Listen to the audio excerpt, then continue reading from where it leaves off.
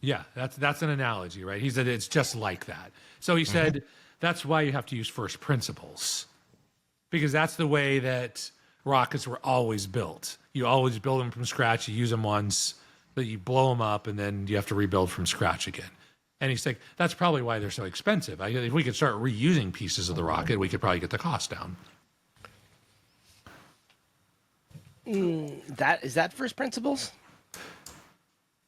No, that's an analogy as to why rockets were so expensive, because they didn't use first principles.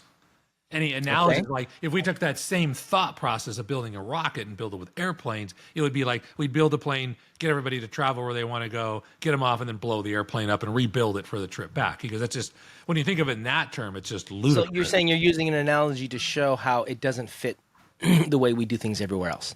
Hello, everyone, and welcome to the podcast. This is where we discuss current events, personal growth, and any other random topic that crosses our minds. Our goal is to have a meaningful discussion that help us to see the topics we discuss more clearly. Our hope is we can help you expand your self-awareness, develop your critical thinking, and learn to be less reactive to the world around you.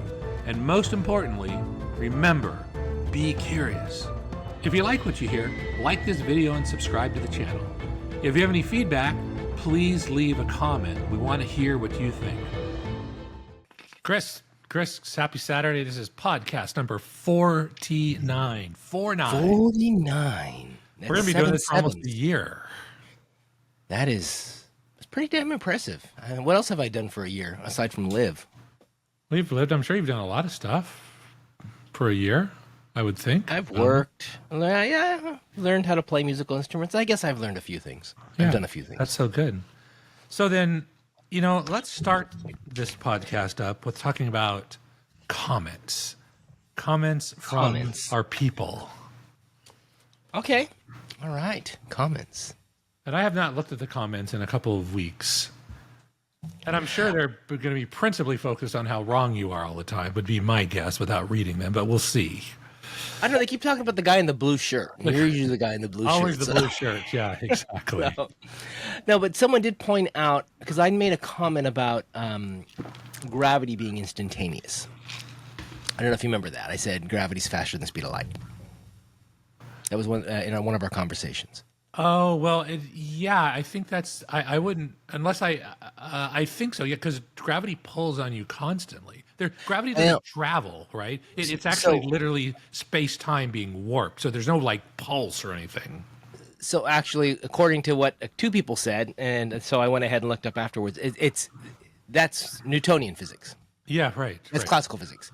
So when we start bringing in, quantum theory, that all breaks down. Apparently, it follows the speed of light just like light, just like the other forces in physics. So according to what the people were correcting me on was they were saying that basically, gravitons, which have never been measured because they're just a theoretical particle of gravity. Who knows if they're true or not? Actually do come out in kind of a wave of force from whatever object it is.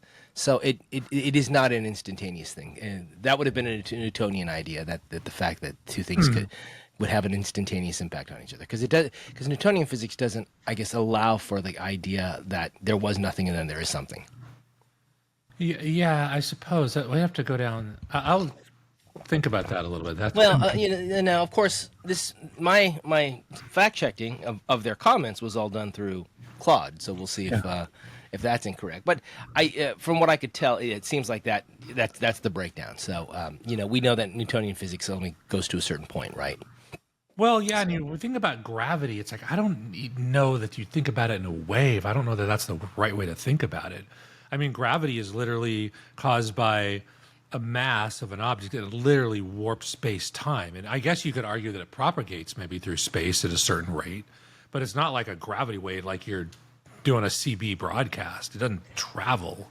Well, so that's the other thing. When you look at it, there's that apparently we have seen and measured fluctuations in space-time that are gravity waves. When we've seen like two black holes merge together and the impact of what that has. So I went through down a hole of saying, well, how can you measure how can you measure a bending of time and space if you're in time and space? Was kind of my right, question. right, yeah. And it's theoretically the way it does it is by understanding the speed at which two distant points get closer or further together. Oh, I see. And, You measure that. and so speed. basically you would have multiple axes of length that you would measure. And if a ripple is going through the universe in one direction, one of those axes is going to change in a way that the other ones don't. Oh, and And can you're see measuring that. that. And so, I, you know, at a high level, I get what they're saying, Yeah. and I have no reason to disbelieve it. Yeah. So I guess from that perspective, I'm wrong. I suppose, yeah. I could have told you that before. It's so interesting though, because But you couldn't explain it before. You could just said I was wrong. Yeah, but you know, it's weird though. We never really see mass just poofing in and out of existence. Typically, most of the time, it's pretty much there. You know, so Yeah, so I guess the question would be if we're watching light or some other energy source from someplace light years away. Yeah, because one of the questions I asked, which is more of a philosophical question, is how can we be sure that what we see is actually 100 years old, 1,000 years old, 1,000,000 years old? well, yeah. It's because we trust science. We're trusting in science that, and the theory that light travels at a certain max speed, that what we're seeing is a certain distance away based upon. We're trusting in a lot of things in there that are right, scientific, right? Yeah. I'm okay with that because of the background that went into coming up with those ideas.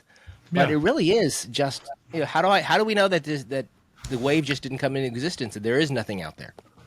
Well, it could have. I mean, we don't really know for sure. Other than science is based on observation. You just observe it and you say, "Hey, this is my guess. This is how I make a cake," and you send it to a bunch of people all over the world. And if they come back and say, "Yeah, this formula makes a cake and it looks about like your cake," we're like, "Okay, that's true then." Yeah, but in that instance, it's within the capability of people to make cakes. It's not within our ability to go out to a place and verify that something exists light years away at this point.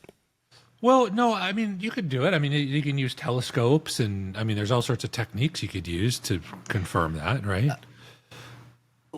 Again, we're not actually out there measuring the thing. We're measuring what we think is the representation of the thing, We're right? not measuring the thing.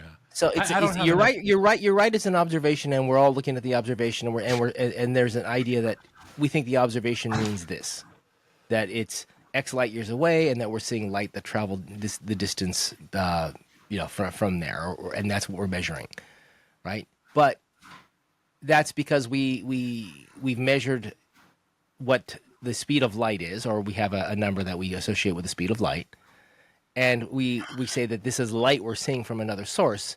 So given that light travels at a certain speed, well, actually, there's more to it than that, right? Because it's going to have.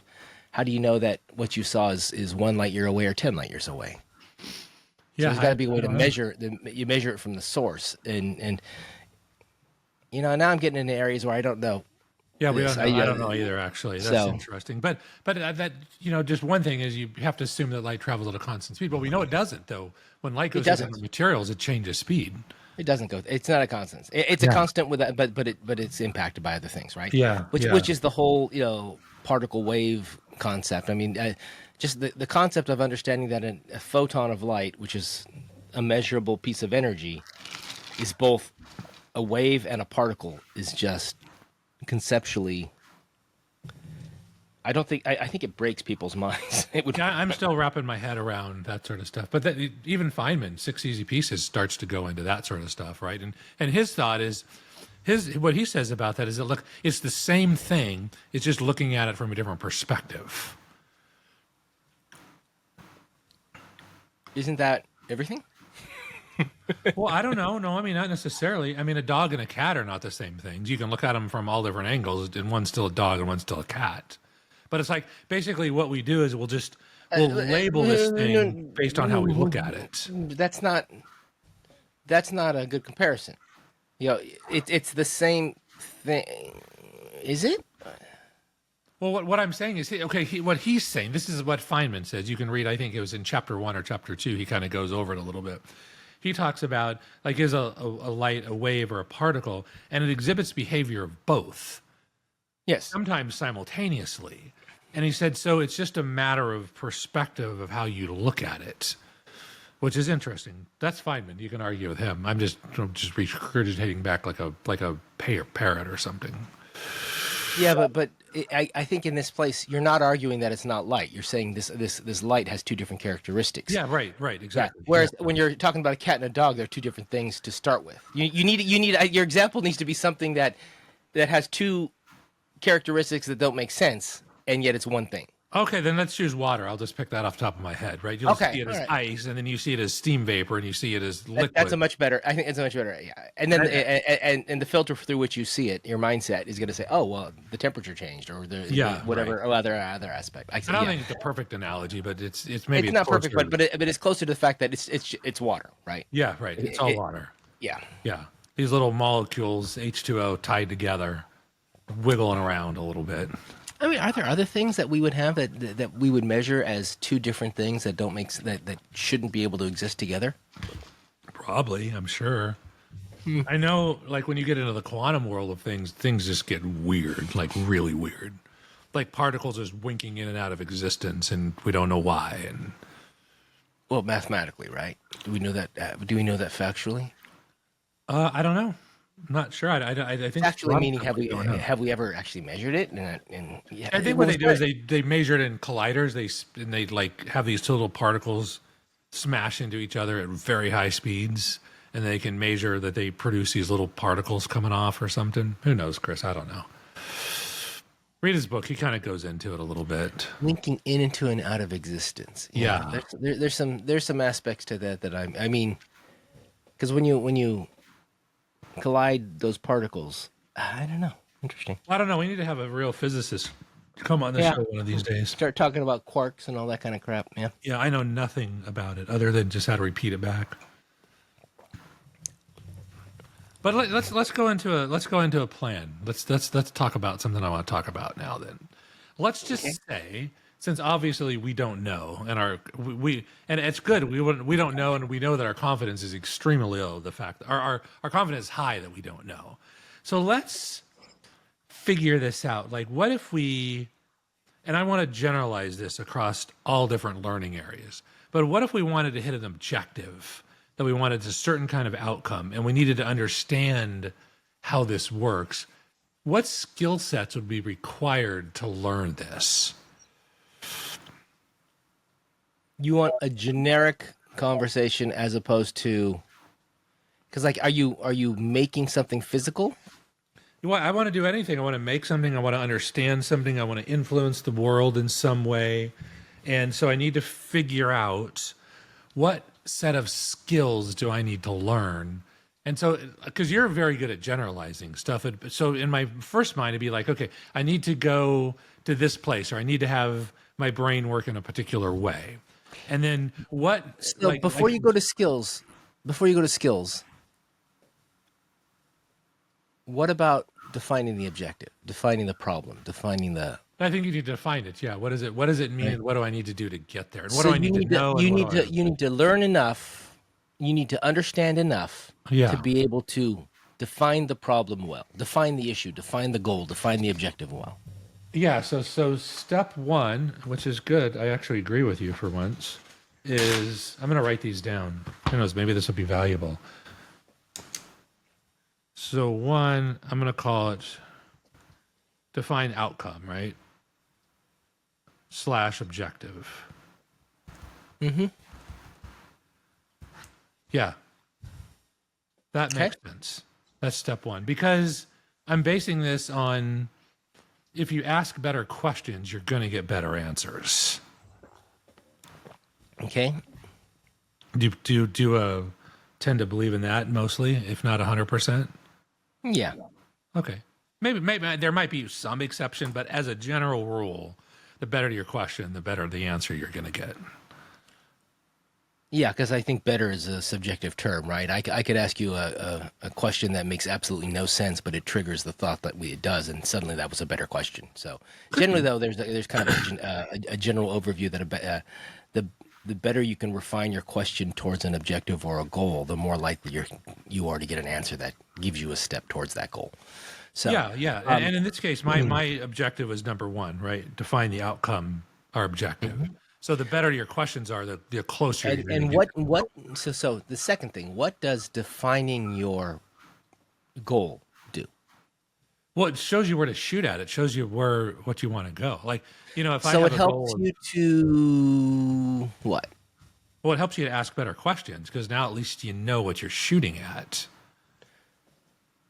Okay, so to me, asking better questions is going to be the skills and the mindset we're talking about. What is the next step after defining the goal? Well, in this particular case, what I want to do is I need to figure out what the components or what the pieces, what do I need to know? So to what is the thing that contains all the pieces and steps that you want to do? What do you call that? I don't know. Give me a lot of room because I'm sure you'll. I'm thinking a plan. I'm thinking process, a plan, a blueprint. Some kind of a blueprint, a framework, a methodology, Yeah. whatever terminology you want. But there is a thing that you need to build out that will, and the things that are in that thing you're building out are the pieces that are required to get there. So the physical pieces, the skill pieces, the monetary pieces, all the different things you're going to need to build this, to achieve this objective. Yeah. So the first thing is define the objective. The second thing is build out your process, your plan. Yeah, the roadmap to be able to get there. Right, exactly. The third thing after that would be what? To acquire the resources, acquire the abilities, acquire all of that, whatever that may be. Yeah, it could be learn, build, buy, whatever you need. But the action is to acquire all that. Yeah. Yeah, I'm not going to get into what it is that you're acquiring. You're acquiring the things necessary to get to the objective. Yeah, acquire the parts of it. Yeah, and the I'll call parts them could be parts. skills. It could be. They don't have to be physical parts. They could be skills. They could be knowledge. They could be a bunch of things. Yeah, Right? yeah. Yeah. Like maybe you have to take a class or something, or you've got to buy this thing or go So hire. then somebody. once you've acquired all those, then you've got to execute on that plan. You've got to do the plan. You've got to make it. You've got to deliver on it, basically.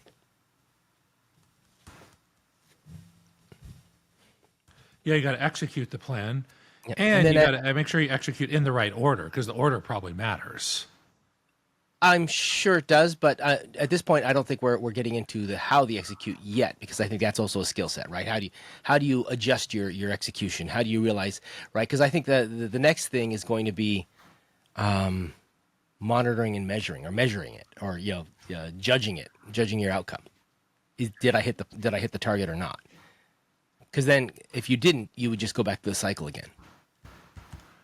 So you measure, right? Yeah. And then I would say measure and track. So you Yeah, write it down. Yeah. You're adding words to, I think, the same step. To me, it's the same step. So I'm seeing five steps to do anything. Well, measure. I think this is really important because most people don't do this. So I think you need to measurement and then document. So that's why I use the word monitor, because to me, monitoring is measuring and tracking. Okay. In that case, fine. But I want to break those out actually. That you measure and document. There's two separate steps. Because many people they don't write down what they've learned, and then they have to repeat the same mistakes over and over again. So now we're going to get into philosophical idea. I think 5 is a nice round magic number to use for saying it's a 5-step process as opposed to a 6-step process. Okay, whatever it is, the steps are going to be whatever the steps are going to be. I don't really care. So if you look through what you've got 5 steps. If we count monitoring and measuring and tracking all together. Well, if you say monitor and then 2 subs of that is measure and document, then I'm fine with that. That's just, to me, that's all one step. It's basically going through and judging the outcome of what you've got. Yeah. And judging includes, where did I screw up? How could I have made it better? All that kind of stuff. Yeah. So in this particular case, if you want to add in to all that, if you just want to call it measure, then particularly you measure in particular, and then what you do is you compare that against your original objective, and then you see how far or close you are away.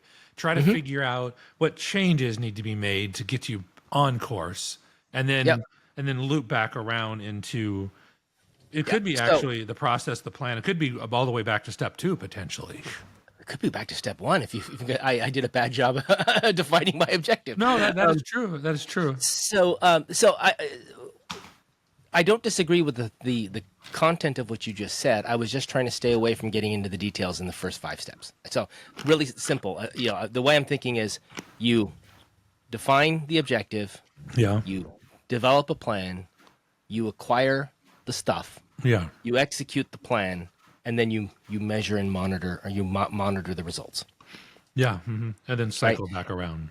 And then we can go into the details of how each of those things are, because then we start getting into like, well, what skills do I need to be able to build the plan? What information do I need to know to be able to define the objective, right? Yeah. Because then we start getting into that. So I would say if I look at anything that I'm trying to achieve, that's just a really generic high level viewpoint. Yeah. You could spin those words around into anything you want, but you break it down into 5 steps, right? What am I doing? How am I going to do it? What do I need to do it?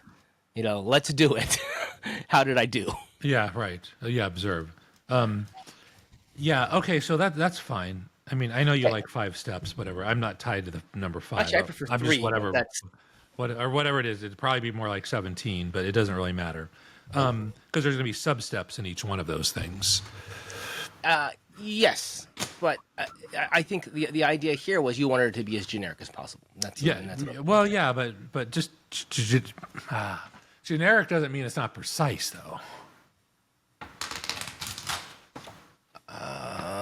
Generic just means that I can take this same formula and apply it to almost any problem.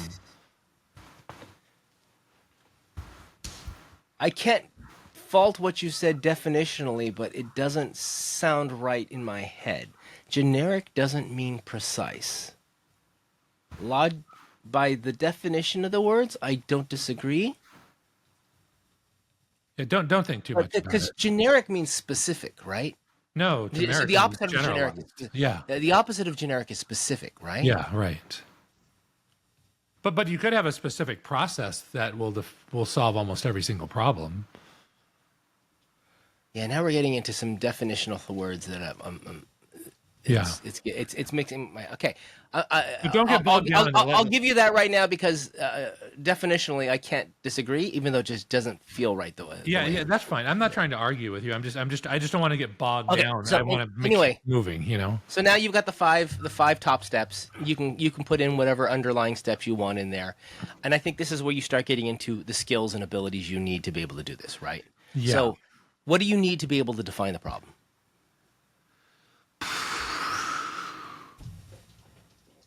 This one stops a lot of people, actually.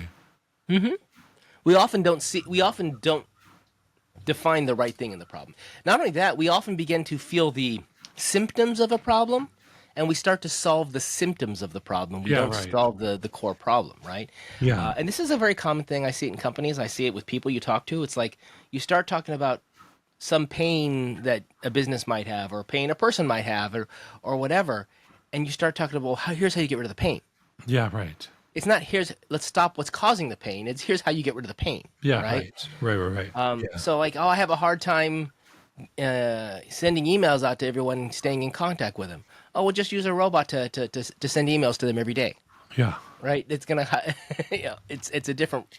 Yes, it'll kind of solve the symptom of the problem, which is your inability to contact people. But maybe there's other ways to do it that would be less intrusive to them. Right. Well, there's other aspects to it. And I think you need to ask questions, right? Because you need to say, well, why do you need to send emails? Well, what's the point of the email? Well, that's when you're getting into the root.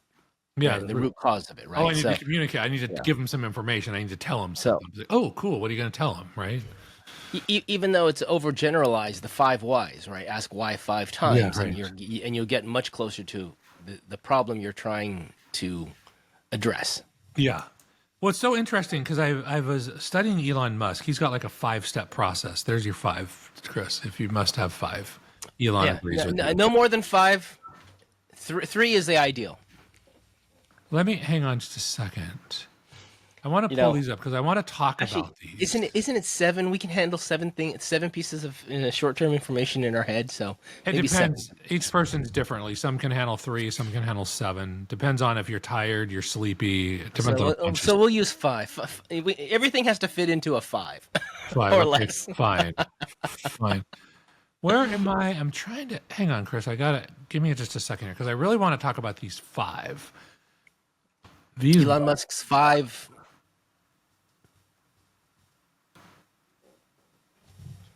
Yeah, 5. Hang on, pulling it up. Hang on a second. Give me a second. I wrote like a whole little report on this.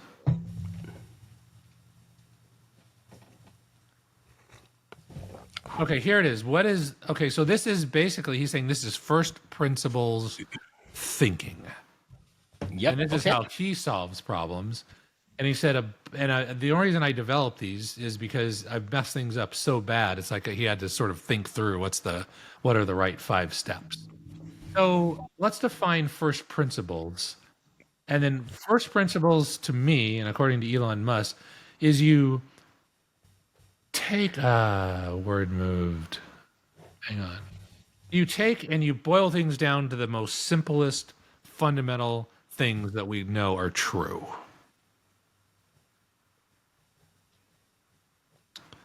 So that would mean, in my mind, like going drilling down enough to know that, okay, that's the smallest little component that we're going to have to deal with, and we know that's true.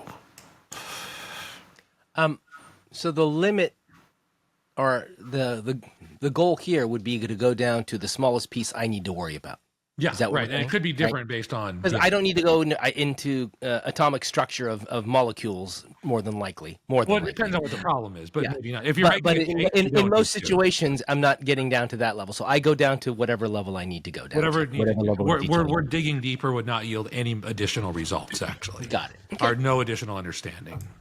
So yeah, so like if you're making a cake, you need a bowl and probably a spoon and some other things. I mean, you don't An need oven, you need to understand the temperature, the humidity, all that kind of stuff. Yeah, exactly. But you don't need to go into the material science of the spoon or the bowl. That's not required. Plastic bowl, metal bowl, probably both are fine for making a cake, I would guess, Maybe. I don't know. Maybe there might be cases where it's not, but probably not. We start getting into things like having BPA in the plastic and all kinds of other. Oh no, I know it's possible. Yeah, exactly.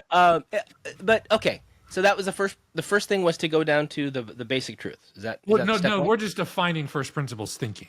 So Okay, we go down to the most elementary truth that digging deeper is not going to yield anything more true. So we're like, okay, good. We're whatever bedrock, right? We're going to start building our building from this. We're not going to build on sand. We got to keep digging until we get down to something solid that we know is right.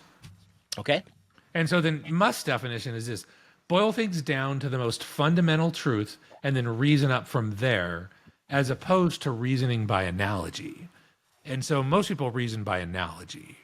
And that's fine, but if the analogy is wrong or the thing you're reasoning from, you could get a bad result. Mm-hmm.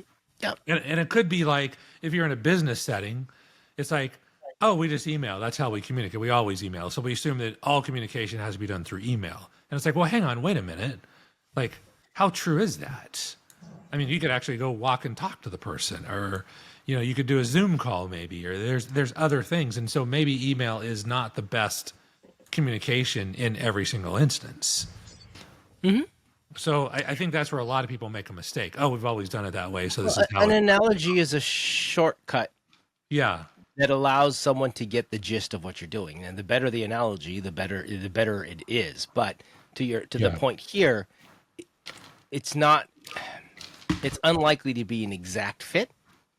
Yeah. And if your outcome requires a level of precision that goes beyond what the analogy can cover, then being able to go back to the basics would make a lot of sense.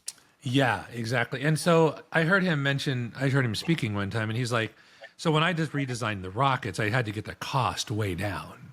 And so the analogy was, is you just keep doing the same thing you've always done. But in his mind, he was thinking, this is like taking a perfectly good airplane, flying it from Los Angeles to New York, having everybody get off, and then blowing up the airplane and not reusing it, then rebuilding it from scratch again for the trip back. You just gave me an analogy.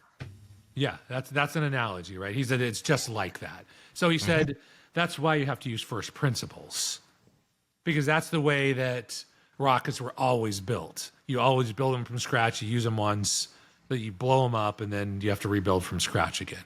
And he's like, that's probably why they're so expensive. If we could start reusing pieces of the rocket, we could probably get the cost down. Is that first principles? No, that's an analogy as to why rockets were so expensive, because they didn't use first principles. Any analogy, like if we took that same thought process of building a rocket and build it with airplanes, it would be like we'd build a plane, get everybody to travel where they want to go, get them off, and then blow the airplane up and rebuild it for the trip back. Because that's just, when you think of it in that term, it's just ludicrous. So you're saying you're using an analogy to show how it doesn't fit the way we do things everywhere else. Yeah, right. He says it's ludicrous, right? It's like making a spoon. Right. And but that's not an example of first principles thinking. No. It's an example of, though, it's an analogy of how people were thinking about rockets. And I'm like, wait a minute, why don't you think about how you make rockets? Think about it how we make airplanes. We reuse them over and over and over again. We don't just like discard them when we're done. Mm-hmm. Okay. Like in a spoon, right? You don't like throw the spoon away when you're done. You wash it and put it back in the drawer, and you can reuse it a bunch of times. Well, we used to. Now we make them out of potatoes and bamboo and throw them away. So exactly, yeah, exactly. So maybe that's a good idea. Maybe it's not. Who knows? I don't know. Depends on your cost. It could be that, well, it's easier to just throw them away and discard them. Yeah, if you can drive down the cost of rockets to be like disposable, that would be impressive. That'd be pretty cool. Exactly. Okay, so then okay, go ahead. Okay, so that's just first principles. So I'm just trying to define first principles thinking. So hopefully everybody gets locked in their head. That's first principles thinking. So let's try to use first principles as much as possible. Then he's got a 5-step question process. And step 1 is he's always questioning every single requirement. Like, does this requirement actually make sense, or is it just something everybody accepts? Like, is this the right thing to do? And I think that's where most people don't even ask that question. It's like, oh, we've just always done it that way. So yeah, that's like, is there a better way? Could there be another way?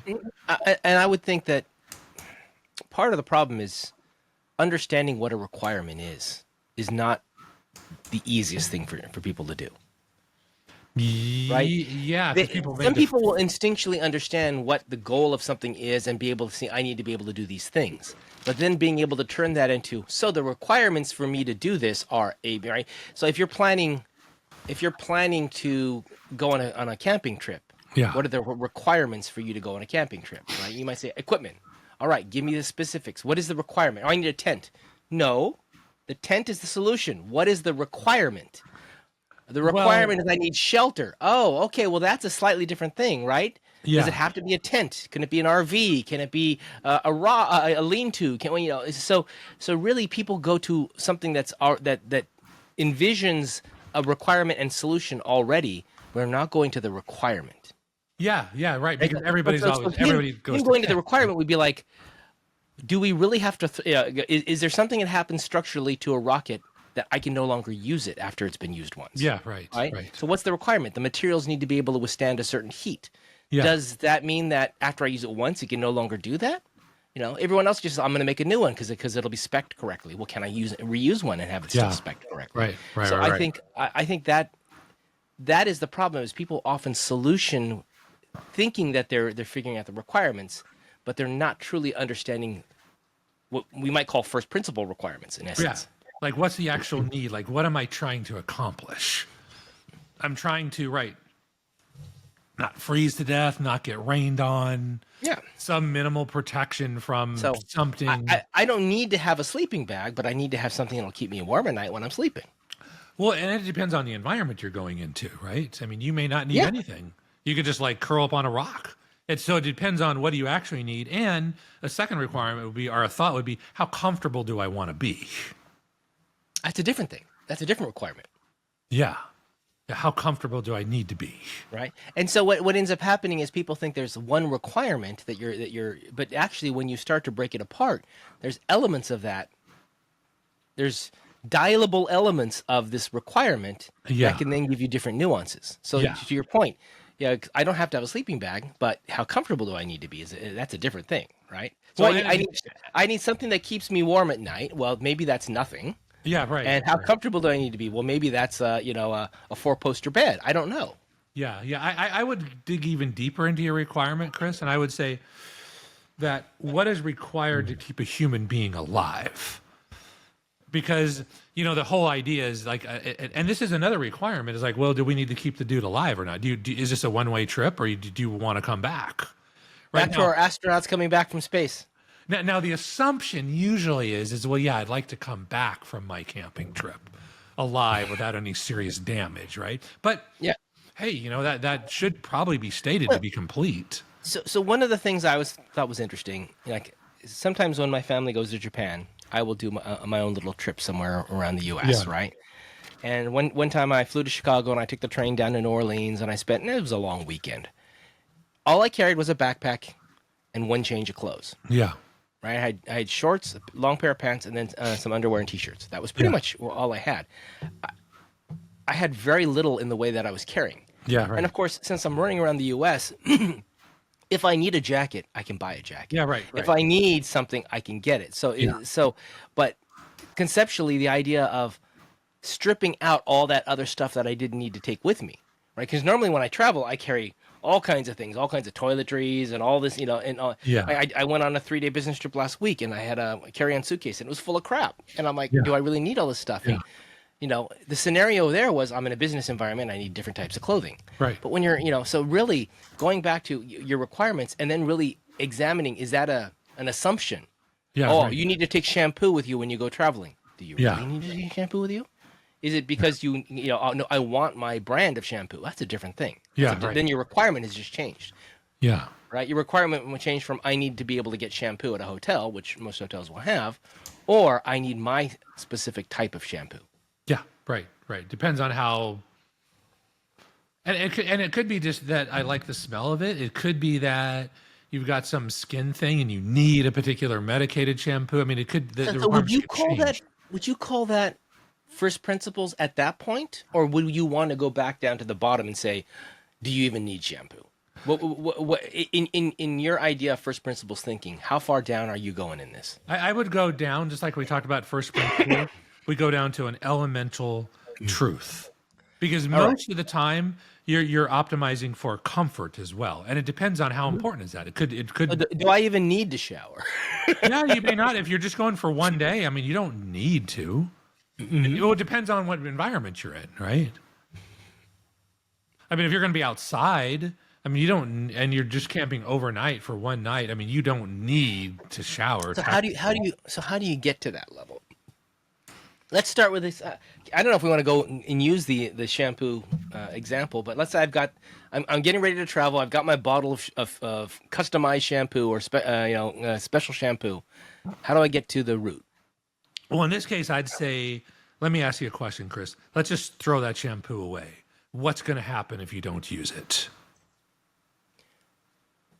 Okay, I was thinking the 5 whys, which All right. So why do you need that specific shampoo? Yeah. Right, which is a different. And the reason why I'm saying that is because I think your question framing takes more awareness of how to ask a question, if that makes sense. Well, I'm heading into step 2, right? Yeah. And where So I'm thinking like, how do I get to the root? Why do I need my specific brand of shampoo? Because Yeah. I like it. Well, why do you need any shampoo? Why do you even need to shower? Why do you, so you're kind of going down further and further until you get to the point and goes, well, I don't need to bring anything. You don't need to bring it. Yeah. I'm going to go into step 2 because Okay. I think we can get there quicker. Is like, just can we get rid of this thing? Can we eliminate it entirely? What happens if it doesn't exist? So just Chris, just throw it away. What would happen if you don't bring the shampoo? What happens? I stink and everyone around me just curls their nose when I walk by.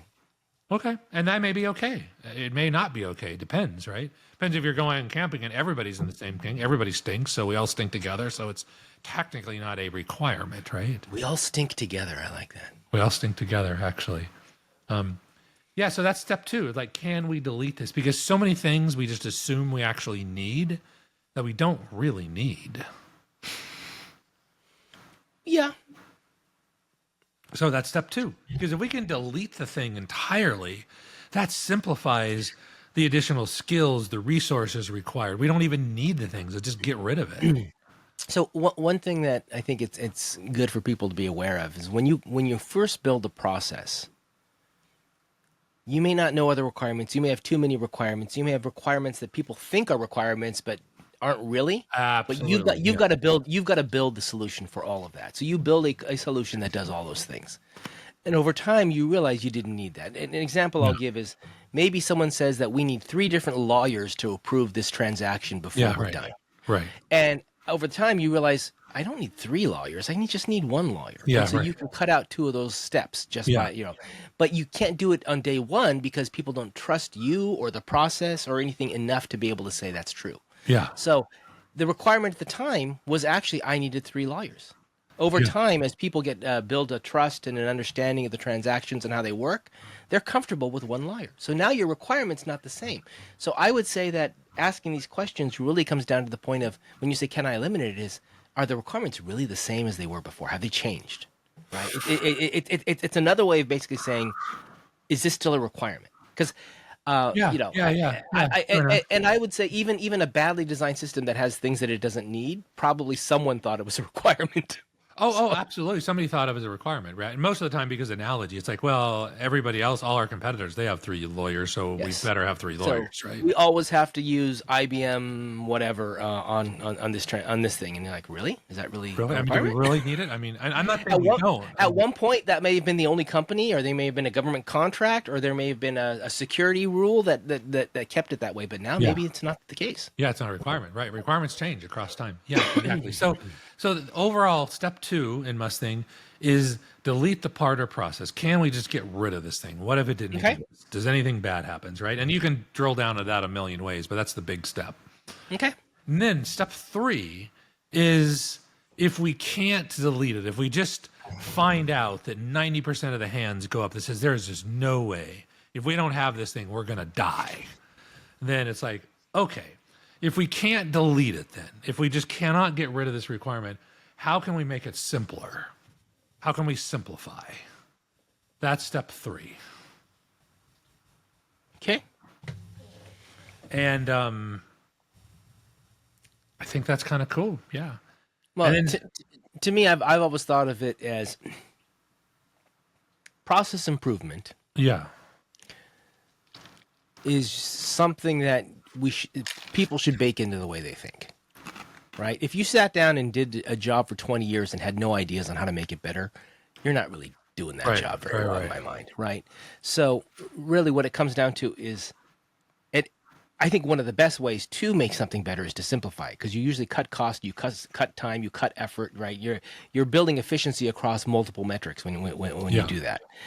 Sometimes re-engineering something, process improvement, is because you're adding a whole bunch of requirements to it. Yeah, right, And then right, you've got to exactly, re-engineer it, right? But the question still be, because I like the word simplify, I really like, because there's a certain complexity and elegance. Something that's truly simple is not simple by accident. It's simple by design. By design, by stripping away. Yeah, exactly. And so the word simplify by itself to me is just, it shows so much more meaning and effort in something than just saying, here it is. Like I got something in my head. Like, so let's just say we're a cookie company and we make 10 different kinds of cookies. We make a chocolate chip cookies, our bestseller. We sell 80% of our revenue comes from chocolate chip cookies, and then 20% comes from the 9 other cookies. But here's the thing, right?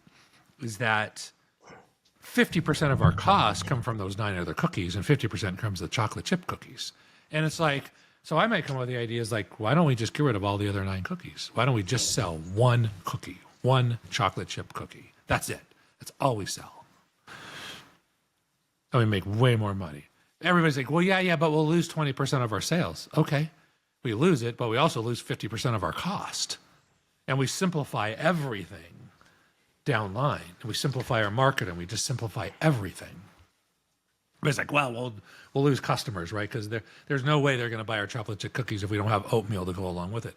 And it's like, are you sure? How sure are you? How do you know that? Have you done a test? No, I just think that. And I think that's where people get mixed up, right? Yeah. Okay. I've got all kinds of thoughts about how I can argue against that, but the main point you're trying to get across, I get. Yes. Yeah. Right. Yeah. Right. Because I can come up with nuances on why that isn't the right decision, but that's that's taking us into a different direction. Yeah, because And you like oatmeal cookies probably, right? Or whatever. Well, I'm talking about customer experience, customer expectations, the idea. Yeah, have we done any studies to figure out what people buy? Do they buy one or two of these one-off cookies and then buy a dozen other ones? Would they be upset? I mean, we can do all kinds of market Well, I studies. think those are valid things, right? But still, it's still asking that question. The core element you asked is if 50% of our costs, but 90% of our profits are in, or if 90% of our profits are in 50% of our costs, why are we spending money on the other 50%? Yeah, right. Now it could be the fact that we spend it because part of that drives part of the 90% of sales, right? Yeah, in which case it's got a different metric we've got to be measuring it by, right. because it's a different multiplier, it's a different impact. Yeah, but right? if it's true, that it's true that those other 9 cookies only deliver 9% or 10% of sales and 50% of cost. If that's 100% true, and we can decouple them, then that's a different argument. It's like, gosh, what's the book?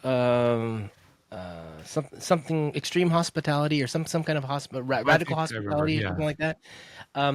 The idea that you do something that is not cost effective from a dollar perspective, but it gets you a benefit that goes beyond it, right? Right. So that British guy that I like, the marketing guy, Rory Sutherland, and he one of the things he talked about, there's a company I guess in England that helps you move from house to house. It's a moving company, and once you move, they give you this little teddy bear.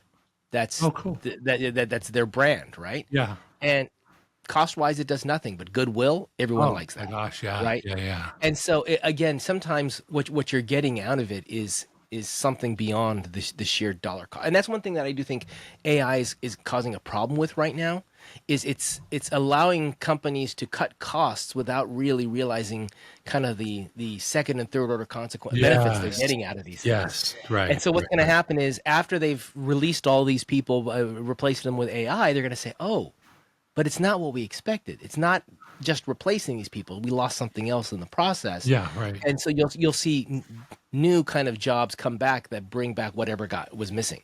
Yeah, because we cut too much, right? But Musk talks about that. He goes, I typically want to cut 10% more than we think we actually need. Basically, he said it like this. If you're not adding back 10% of the things that you've cut, you're not cutting deep enough. If you're not adding back... So cut and then bring back 10%. Yeah, he said if you're not bringing back at least 10% of the stuff, he goes, you probably aren't cutting aggressively enough. Which means, AKA, that there's still stuff out there that's still not needed. For a general rule, I can go with that. I think a person who's really skilled at this probably does all that consideration in their head. We cut this, and they go, oh crap, we can't cut that. So they're actually doing it in one step. But yeah, I get the point. Could be, but they could be. The modeling could not be correct. He says the best result of the model is reality. It's like you actually go fly the damn thing, and if it blows up, so you cut 50%, realize it won't work, and then you add the 10% back. Yeah, the thing blew up on the pad. It's like oh crap. There's a value in that, right? Because you get to immediate real proof. Real proof, yeah. Right. And that's why he was like on the Joe Rogan show just recently, and he, Joe's like, well, a lot of people are ragging on you because you blow up a lot of rockets. He goes, yeah, sometimes they blow up because we don't want them. But he goes, a lot of times we blow them up intentionally because we want to see where the weak spot in the system is. So we push it to failure. Yeah. And everybody thinks, oh, I'm an idiot, but I'm like, no, you don't understand. You don't understand why we're doing that. He's one heck of a successful idiot then. And he does admit, hey, sometimes, man, shit blows up that we didn't want to blow up. So, I mean, we're not saying we do it every time, but... But that's the whole point of testing. Yeah, right. And testing what doesn't work is valuable too. Yeah. Like we call it stress testing. This is jujitsu. And what you may find out is it does work, and that would be even more incredible. It's like it does work actually, right? Because this is going to fail. Let's make sure. Oh, it didn't fail. It didn't fail. Man, I can do more now. Yeah, I can use less material, or because I can take that weight or that cost and apply it to something else that's totally needed or something. Mm-hmm. Yeah. Okay, so that was rule 3. Simplify or optimize, right? And then number 4 is only when you get steps 1 through 3, now we can start talking about steps 4 and 5. Which steps 4 is now how can we go faster? Like what's the bottleneck? Because he said you don't want to do steps 4 and 5 you don't want to accelerate something that shouldn't even be there in the first place. Okay. Like, So don't, this is where. So this is, you know what you want to do. Now, how do you improve the and process? we've actually tested that every single one of these things Right. is actually critical to the mission. So 1 to 3 is all about refining the objective, Yeah, really getting the requirements right. right? And so Yeah. now in 4 we're beginning to actually deliver. We're actually going to make it now. Now we're going to build the optimize, but only what actually needs to be optimized. Okay, so we've gone from development into production. Yeah, I suppose. Yeah, I mean, Okay, so maybe right. somewhere. So Yeah. how can we go faster? All right. How can we go faster, or what's the bottleneck, right? And then only after we've done that, then we go to step 5, which is automate. Can we automate? Yeah. So 5-step process. A way of thinking, right? And he talks about important, never automate something that shouldn't exist. That's it. That makes sense. I think the difficulty many people have is it's harder to make the call that it shouldn't exist than it is to automate it. Oh, incredibly difficult Right? because I can go find a solution to automate this step right now.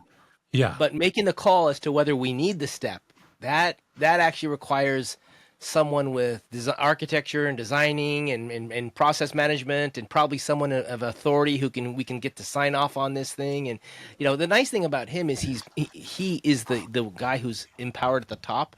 Yeah. And hopefully he empowers his people to make these decisions. Yeah. But so many organizations, I don't need to do this step, but getting rid of that step is so much effort that you just live with it. Yeah. And what he does is he allows his people to make mistakes. Hey, it's okay if stuff blows up every once in a while. I'm okay with that. But he still needs results. Well, of course you get results, yeah. But if you're not pushing right at the edge, we're never going to win, because he has these pretty big goals, right, that nobody else really has. Yeah, I think so. One of the things to realize is every time he blows up a rocket, it's a fail fast mentality. Yeah, absolutely. He's learning something. Yeah. Because if you can do something and fail 10 times in the span it takes me to do it once, Yeah. so this is to your speed of learning idea. Yes. Uh-huh. Where so this would be where I would say doing something does teach you faster than not doing it. But again, you're going towards a goal. This is the argument I was making last week, is because you have a goal of making something, then doing tasks along that path will speed up the learning towards that path. Yeah. That's what I said. Yeah. Maybe I didn't use the exact words you wanted me to use, but yeah, that was the point. Well, because again, you were being general about the idea of learning. I said learning towards a goal, learning towards an objective, learning towards something that you're trying to do.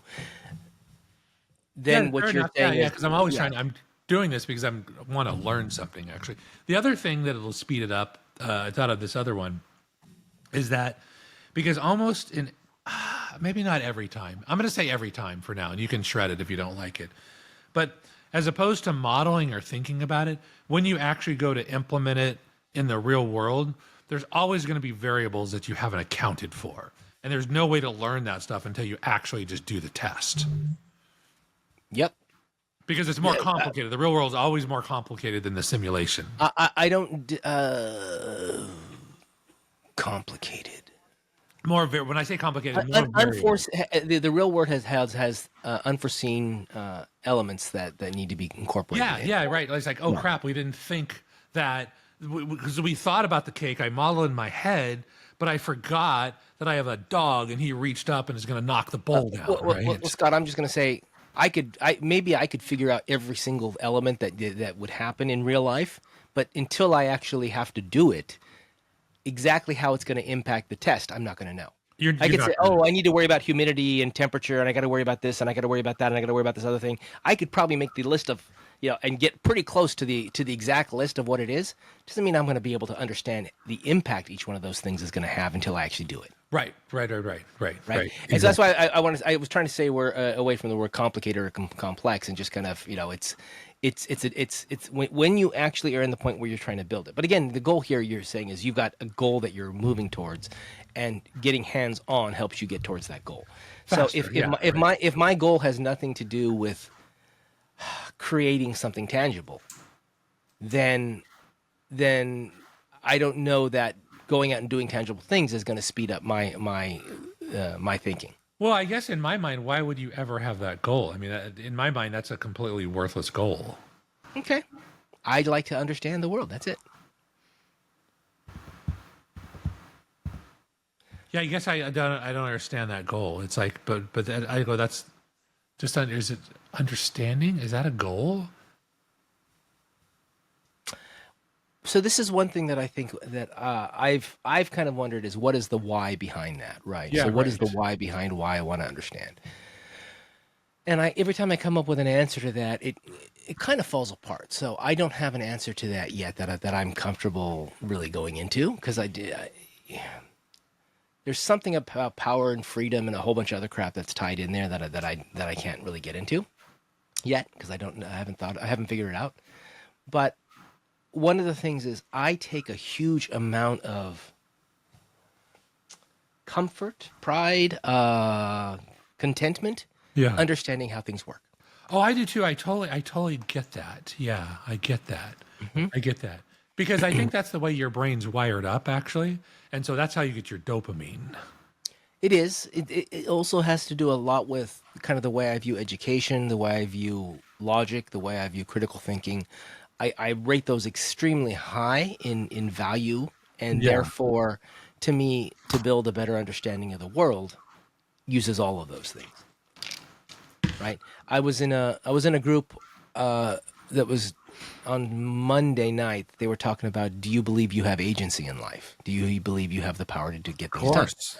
Duh. Right? And they were saying, so what percentage do you think you have? And people were going 50-50, 60-40. And I just said 100%. Yeah, right. Right. And people were like, no, it can't be that way. It goes, it doesn't matter if I truly have 100% agency or not. That's not the point.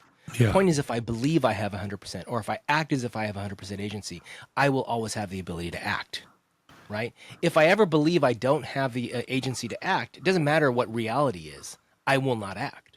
So they were Yeah. trying to say, but the truth, the reality, you need to be able to measure because that you're not being truthful. And I'm like, it doesn't matter. What's the best benefit for me? The best benefit for me is to believe that I have agency in any situation. No, that's absolutely right. Because who are they to say that it's not 100%? Like, why are you limiting yourself? Oh, because so the other thing is like how you view the world, right? It's raining outside. I can't go outside and get a tan right now. Okay. Not that was on my list of things I wanted to do, but you know, it's like, oh, your family members die, horrible things happen to you, natural disaster. I'm like, I get all those things, Yeah. and yes, they will impact how the actions I can take. Yeah, but right. to say I have no agency, right? So they're going to come up with because there are things outside of your control. Maybe it's a 60-40 or a 50-50 on what's within your control and what's not within your control. That's not agency. That's a different definition of it. Well, because what you were saying, well, like, so I gave the examples, like, if my idea is I want to be able to fly like Superman, Yeah. no matter, you're right, I don't have any agency to fly like Superman. What I do have is the ability to go, I can fly a helicopter, I can go get in an airplane, I can do this, I can maybe I can go learn mathematics and figure out anti-gravity. There's all these things where I do have the power to make something happen.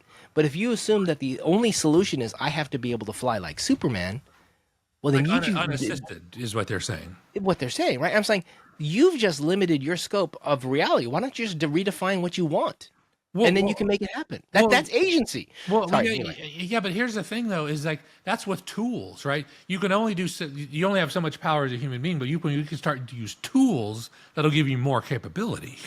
Yeah, and so their thinking is somehow you are going to be able to overcome reality, and I'm like, That's I'm not stupid. saying agency has anything to do with overcoming reality. No, Agency no. is about your ability to act and Your move ability towards to the act, goal, yeah. and also to realize that some goals are not physically achievable, in which case you come up with altering the goal or coming up with other methods to achieve that goal. Yeah, a tool Like, or a technique. I'm not right? going to be able to slam dunk like LeBron James, or No. can he slam dunk? He can slam, right? They can all slam, can't they?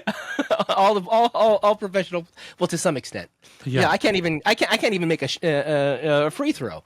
But the idea is I could probably build a machine that would guide my arms that would get me to make that free throw, right? Yeah, right. It's not the same thing as being able to say I can do it unassisted and get to the skill level of a professional basketball player.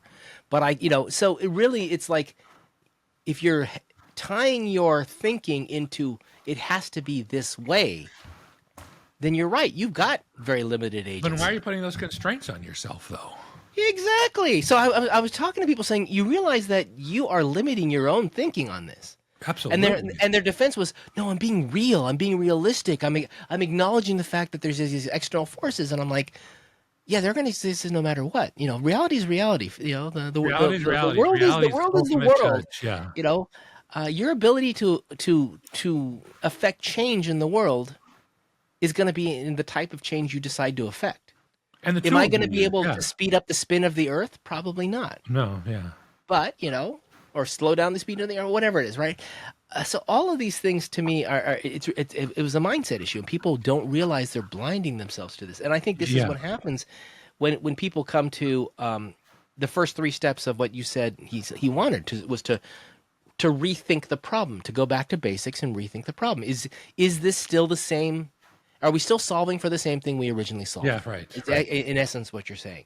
Yeah. And once you've decided what it is you're solving for, then you go make it as good as possible. Yeah, right. Yeah. Right?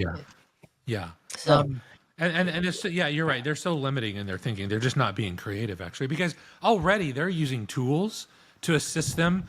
Well, did you walk here or did you come in a car? I mean, you have those clothes. You didn't make those clothes. It's like the food we're eating right now. You didn't make the food. I mean... People just have this difficult way of incorporating, I'm going to use the word reality, but the world, life, the society around them into whatever they're thinking about, whatever aspect they're thinking about. Yeah, it's called fixed mindset. It's like they believe, that just like analogies, like this is the way it's always done. This is what we can do, so we can't do anything else. Well, who says? Yeah. Well, I think this is the way the mind works, right? We stereotype people. It's like, oh, you're a conservative. This is what you believe. You're a liberal. This is what you believe, right? And it's like you stereotype people because it is a shortcut. Yeah. They're all shortcuts. Yeah. So anyway, absolutely, it's a shortcut. Actually, I'm so excited though. Yeah. His process is simple. When you think about it, most processes are simple. Yeah. Right. But then getting back to the first thing you said is, how do you build the skills to do that? Yeah, right. Right. Yeah, and what skills are required, right?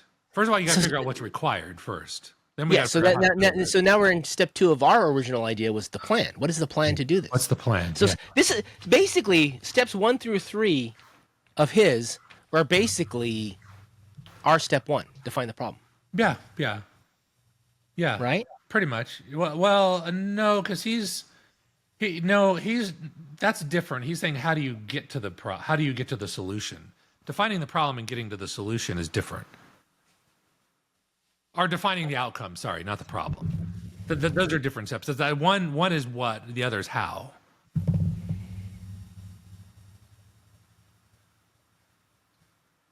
So step 1 of his was to question each requirement, right? Yeah, right, exactly. So yeah, you're right, because that you already know what the problem is at that point. Yeah, and you just spin it in 180 degrees. You're trying to get to an outcome. This is what I want to be able to do. Yeah. Which always derives, most of the time, it probably derives from a problem. It's like, hey, we've got this problem, so then we take 180 degrees saying, okay, now we don't have this problem, and then how do we get there?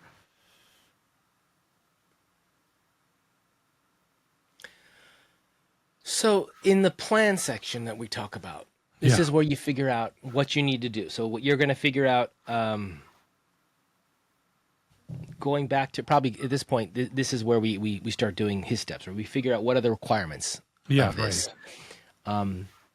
Do we still need to do it? Can we get rid of it? Can we simplify it? Can we aggregate it with other steps? Instead of my process going to QA 5 times, can I go to QA once and have them do it all at once? Things like that, right? Yeah, right.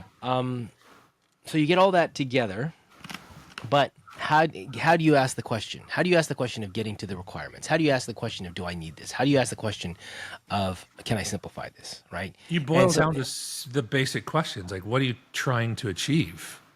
So what are the skills you need to do that? What are the skills to ask the question? To ask and answer the question, both. Well, getting the answer is different than asking the question. I don't know what the skills are. My brain just kind of naturally goes there. So I think there's a certain amount of, once you understand, you've got to be able to figure out what the requirements are. So the objective is X. Yeah. What are the pieces that make that possible, right? So you're thinking, okay, we need to be able to do the A, B, C, D, and you're figuring all those things. And you start with like an inventory of things. Yeah. And then you start figuring how those things fit together and what you need to do. So you're asking those questions. But then the other thing is, so you need to have an idea, some level of competency around what it is you're trying to build. You need to have some level of competency around just the overall process of what you're trying to do. Is it production? I don't think so. No, I think you just have to see the picture and then you go get people to figure out how to do that. Like I could say to myself, it's like, look, I want to build a rocket that we don't have to rebuild from scratch. I want to be able to reuse as much of that rocket as possible. I have no idea how I'm going to do that, but I know that would be cheaper. I think at least. So who do I go talk to figure this out? Yeah. So you haven't gone to the requirements question yet, right? Well, yeah, I have. I just went to requirements. I want a rocket that doesn't blow up every time. I want to be able to reuse as much of the rocket as possible. That's the requirement because I want to reduce the cost. So my theory is if we can reuse stuff and not have to build it from scratch every time, that's probably going to lower the cost. But you're not at first principles yet, right? Well, that's my no, but that's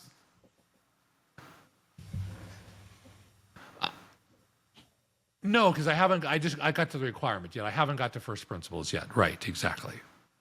So I think the concept here is that you've come up with an objective. An objective, right? Right, and so the first thing you're going to do once you have the objective, and you either all agree to the objective, or the boss says this is the objective, or whatever. The customer says this is what we're going to pay for. You've now defined your objective. Yeah, so let's go back into the rocket thing. It's like, look, we need to launch more satellites into low Earth orbit. And the problem that we're not doing it right now is because it's just too damn expensive. Why do you need a rocket? Yeah, you may not need a rocket. Yeah, exactly. Right. If you really want to go first principles, Yeah, it's like you went to the problem and not the solution at that point, right? Yeah. The problem in this case, or what we want to achieve, is we need to get more. We need to reduce the cost. More crap into space. We need to put more crap into space. More crap into space cheaper, faster, more crap. Yeah, exactly. And so maybe there's other techniques. Yeah, absolutely. Yeah, and so he would probably actually seriously consider those other techniques. Absolutely, right? like there's space elevators, all sorts of different techniques. Yeah, you could do theoretically magnetic accelerators to accelerate things into space. We shoot them out of a cannon, right? Yeah, or whatever. Yeah. And then the problem is, well, that's not going to work because in order to get in orbit, we need to pull 4,000 Gs, and our thing just won't be able. We don't have the materials; it'll just crush it, right? So we that doesn't work right now. So we've got to accelerate slower somehow. So it always comes back. I mean, we can go down this rabbit hole. Do you really need to have 4,000 Gs? Maybe we can build an accelerator that goes around the equator, right? and it can slowly spin up to speed. I mean, there's all kinds of things, but to this point, at some point, you get to the realization that given the technology and where we're at right now, rockets are a viable choice. Right now, today, right. And so, if we wanted to do this at scale, what would we need to be able to do? Yeah. And where we'd be able to drive the cost of getting something into space from thousands of dollars per pound, or I don't know, whatever it is, to tens of dollars per pound, or something like that, right? And so then you start saying, what does that mean? Well, can we reuse stuff? That's a good question, right? Because can we make more efficient engines? Can we reuse stuff? Can we make smaller payloads? Can we make bigger payloads so that we can get, I mean, there's all kinds of questions you could ask. Yeah. Right.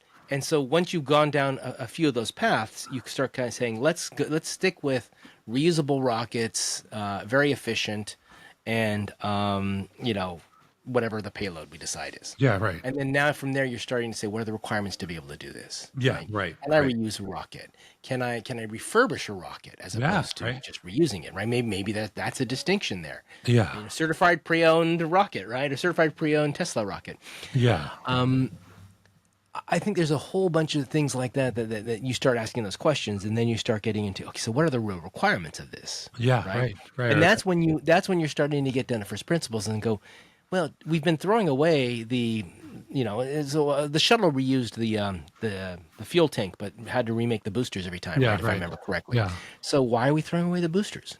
Yeah, does using it negate it? Can we just refurbish the whatever aspect of it? And that would be an interesting thing. And then to your point, you could say we don't know for sure. We've never tested that material to find out if it's truly still able to withstand the heat. Yeah, and so they go and they shoot it up, they recover it, and they send it up again, and it blows up. Okay, so no, we can't use it straight out of the box. We can't just reuse it. Yeah. Can we refurbish it? And then you start, and maybe the idea is the rockets are reusable once or 10 times or whatever, right?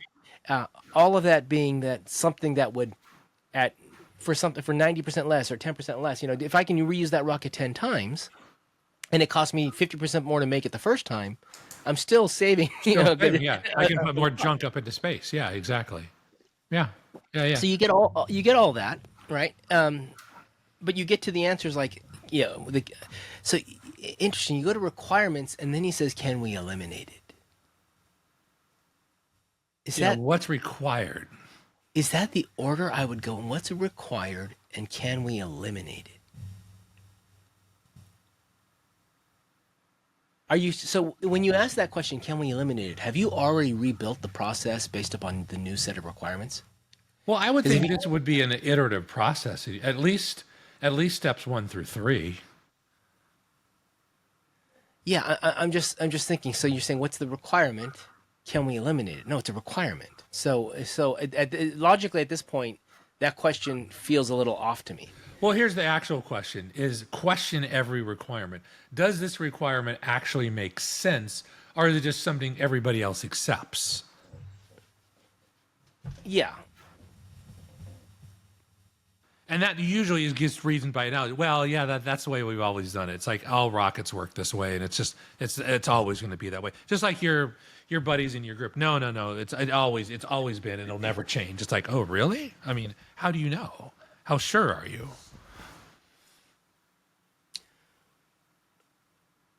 Okay, I'm getting too involved in the weeds of the process as opposed to the actual overall. The overall, it makes perfect sense to me. Yeah, the overall. And everything's going to be. Can we just get rid of crap? Can we just get rid of? And that's just the creativity. It's like, and then you start thinking, okay, wait a minute. I mean, we always do this, and then we always launch, and we've always done it that way because we have to have all these other contractors, and they're this, and it's government funded. But what if we pulled some of those tasks? Because we always go out to this one manufacturer. That's why our frickin' rivets are $50 a piece, actually. Do we really require every single one to be X-rayed and the insurance on it? What if we just bought rivets at Home Depot? I mean, would that be good enough? And so instead of putting, and let's test their failure rate, instead of putting one $50 rivet, what if we put 3, 29-cent rivets? Maybe that would be okay. And if we use 80 million rivets, that's like, God, that would reduce the cost significantly, actually. Yeah, well, I've got a bunch of other things to say about that. But then you start thinking that away because everybody's no. The $50 rivet is made of titanium versus the 29-cent rivet's made of galvanized steel. Can it withstand the temperature? Right. Is it going to be heavier? All that kind of crap. Yeah, right. But I know there was just a video that I watched, and these guys figured out how to dock with the International Space Station, literally from simple, like a little bit more than Home Depot stuff, but not this fancy, complicated thing. And because NASA couldn't figure it out. So some of the SpaceX engineers figured it out. It's a cool video. You should watch it, actually. Can't remember what it's called. But they figured it out for like a 1/10 of the cost. And it's simpler, and they actually got it to work. NASA literally could not make it work. And Musk is like, oh, I know how to make it work. Which, by the way, I'm going to give a pitch for Home Depot. Home Depot's freaking awesome, man. Just walk around Home Depot. They got a lot of stuff there. Oh yeah, if you walk around, you start coming up with ideas on things you can do. Yeah. Yeah. So I'm wondering, so what's the mindset of a NASA engineer versus a SpaceX engineer? They're very different. NASA Right.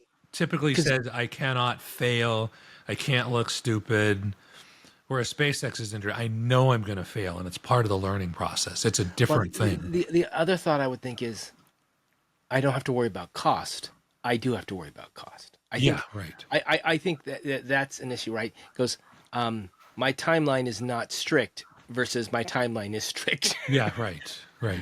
All right, there's a difference. It's almost like the NASA engineer is much more of a professor kind of an idea, Yeah, like an academic.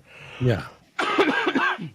And so the real world aspects of cost and timeline and stuff are secondary to some other metrics that they've got in mind, Yeah, some other right. objective they got in mind. Yeah. Whereas it seems to me it's like the SpaceX engineer is less about the purity of the solution and more about the how the other dimensions fit. Just make it work. Step one. Just get it to work, you know.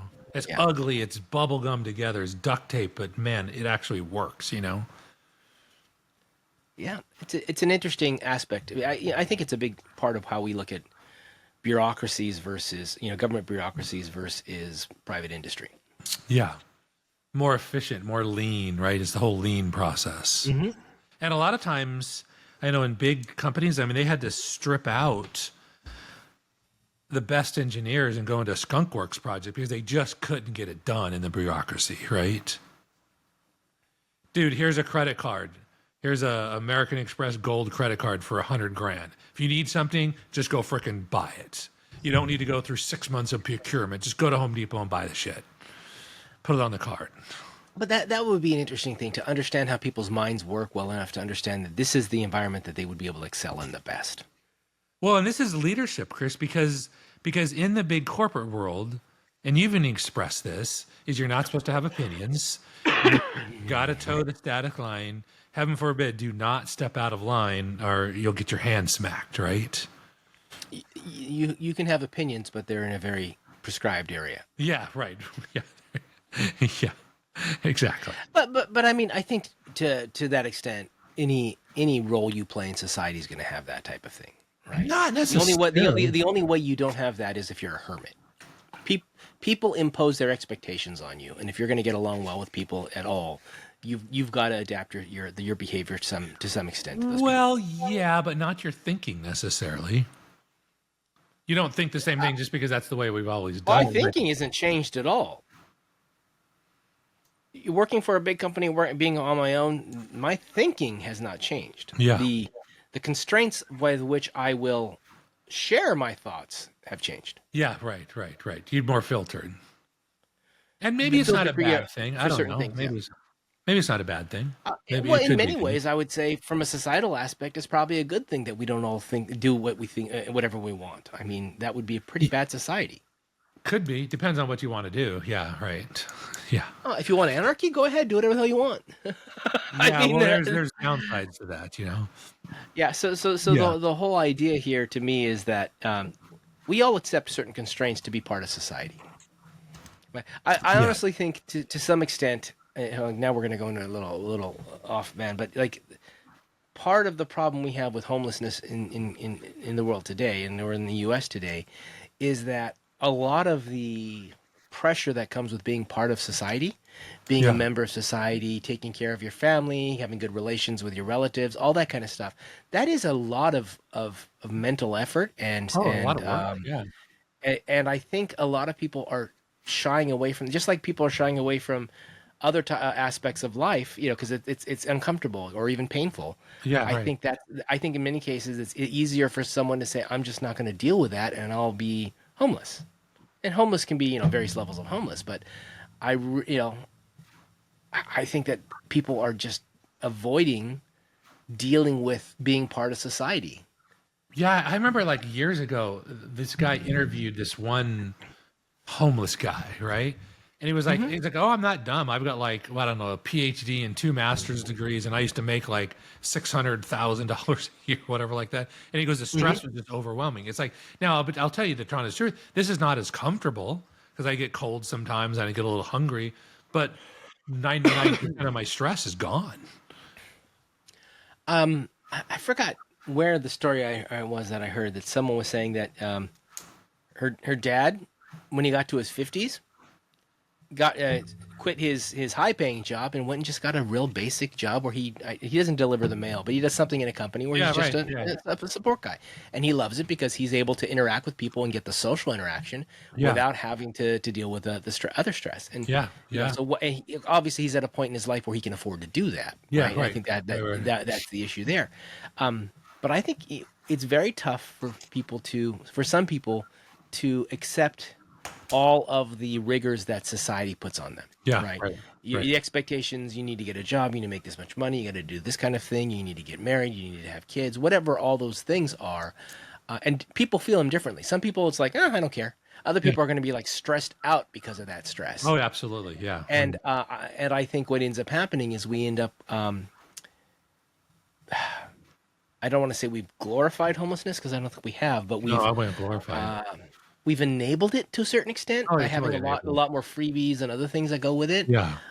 And not having quite the negative stigma. It still has a negative stigma, but it's not as, there's a lot of forgiveness for that, right? Yeah, now.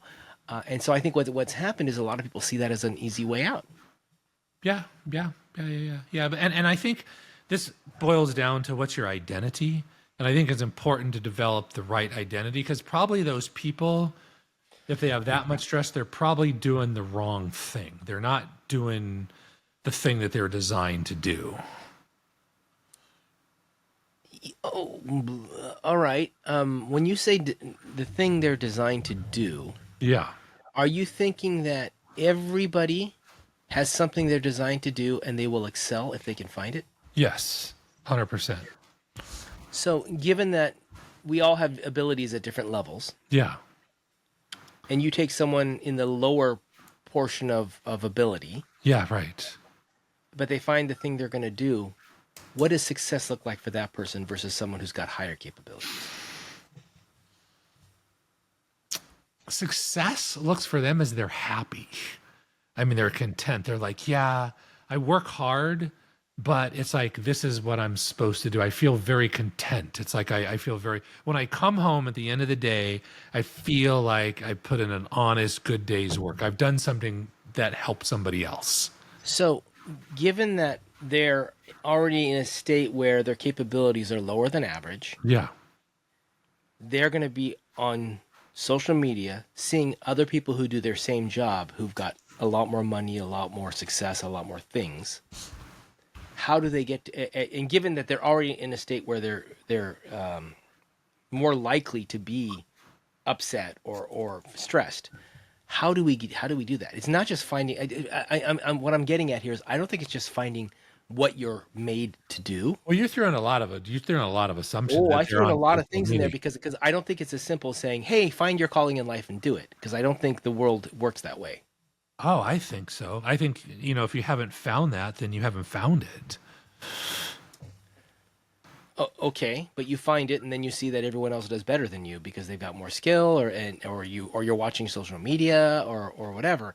I mean, we always compare ourselves, right? Well, don't watch social media. That's the first problem. Just delete it. So now how do I get someone how do you get someone, because as soon as you get someone to be able to ignore and build the resilience to ignore social media and not to watch it and not to always compare themselves to others, you've now pulled them into the upper half of capability in my mind. They're no longer in the lower half of capability. So basically what you need to do is give everyone the skills to be able to have the resilience, and then you give them their calling in life all mixed together, and suddenly they are very successful and very productive. Yeah. They're no longer in the lower half. Maybe, I don't know. I mean, define lower half. What does that mean? Well, there's always going to be a lower half. But no, but what does lower half mean? So lower half in this case means if I were to go look at the skills that people have, either through skills that they can make money with, good interaction with other people, ability to handle stress, strong mental resilience, all the different aspects that you would say is a balanced person. Yeah. I'm guessing, and this is a guess, Yeah. that if I went out to people who were living on the streets, they would be on the lower half of the bell curve on a lot of these things. Yeah, probably. I mean, I wasn't really referring to homeless people. I kind of moved on from that example, but I mean, maybe, probably. I don't know. Some people Okay, we might just be take the super average happy. American, right? The average American, right? Yeah, the average American. There's a bell curve, Yeah. and people who are less successful, if we were to go and figure out the top 10 skills and abilities, or whatever, you know, and maybe it's mental resilience, maybe it's having a good family, maybe it's, you know, there's a whole bunch of things, right? Yeah. And you were to go and look at the people who are in the bottom half of success in the country, you would probably find that they're lacking in a lot of these skill sets, a lot of these abilities. Well, and I'd say there's only one metric for me. It's like, are you happy? Are you content? Because I'll tell you, a lot of people making a lot of money are not happy and they're not content at all. Okay, so let's redefine success as happiness and contentment. Yeah. Yeah. And again, the skills, the abilities, the knowledge, the mindset that make you happy and content, Yeah. right?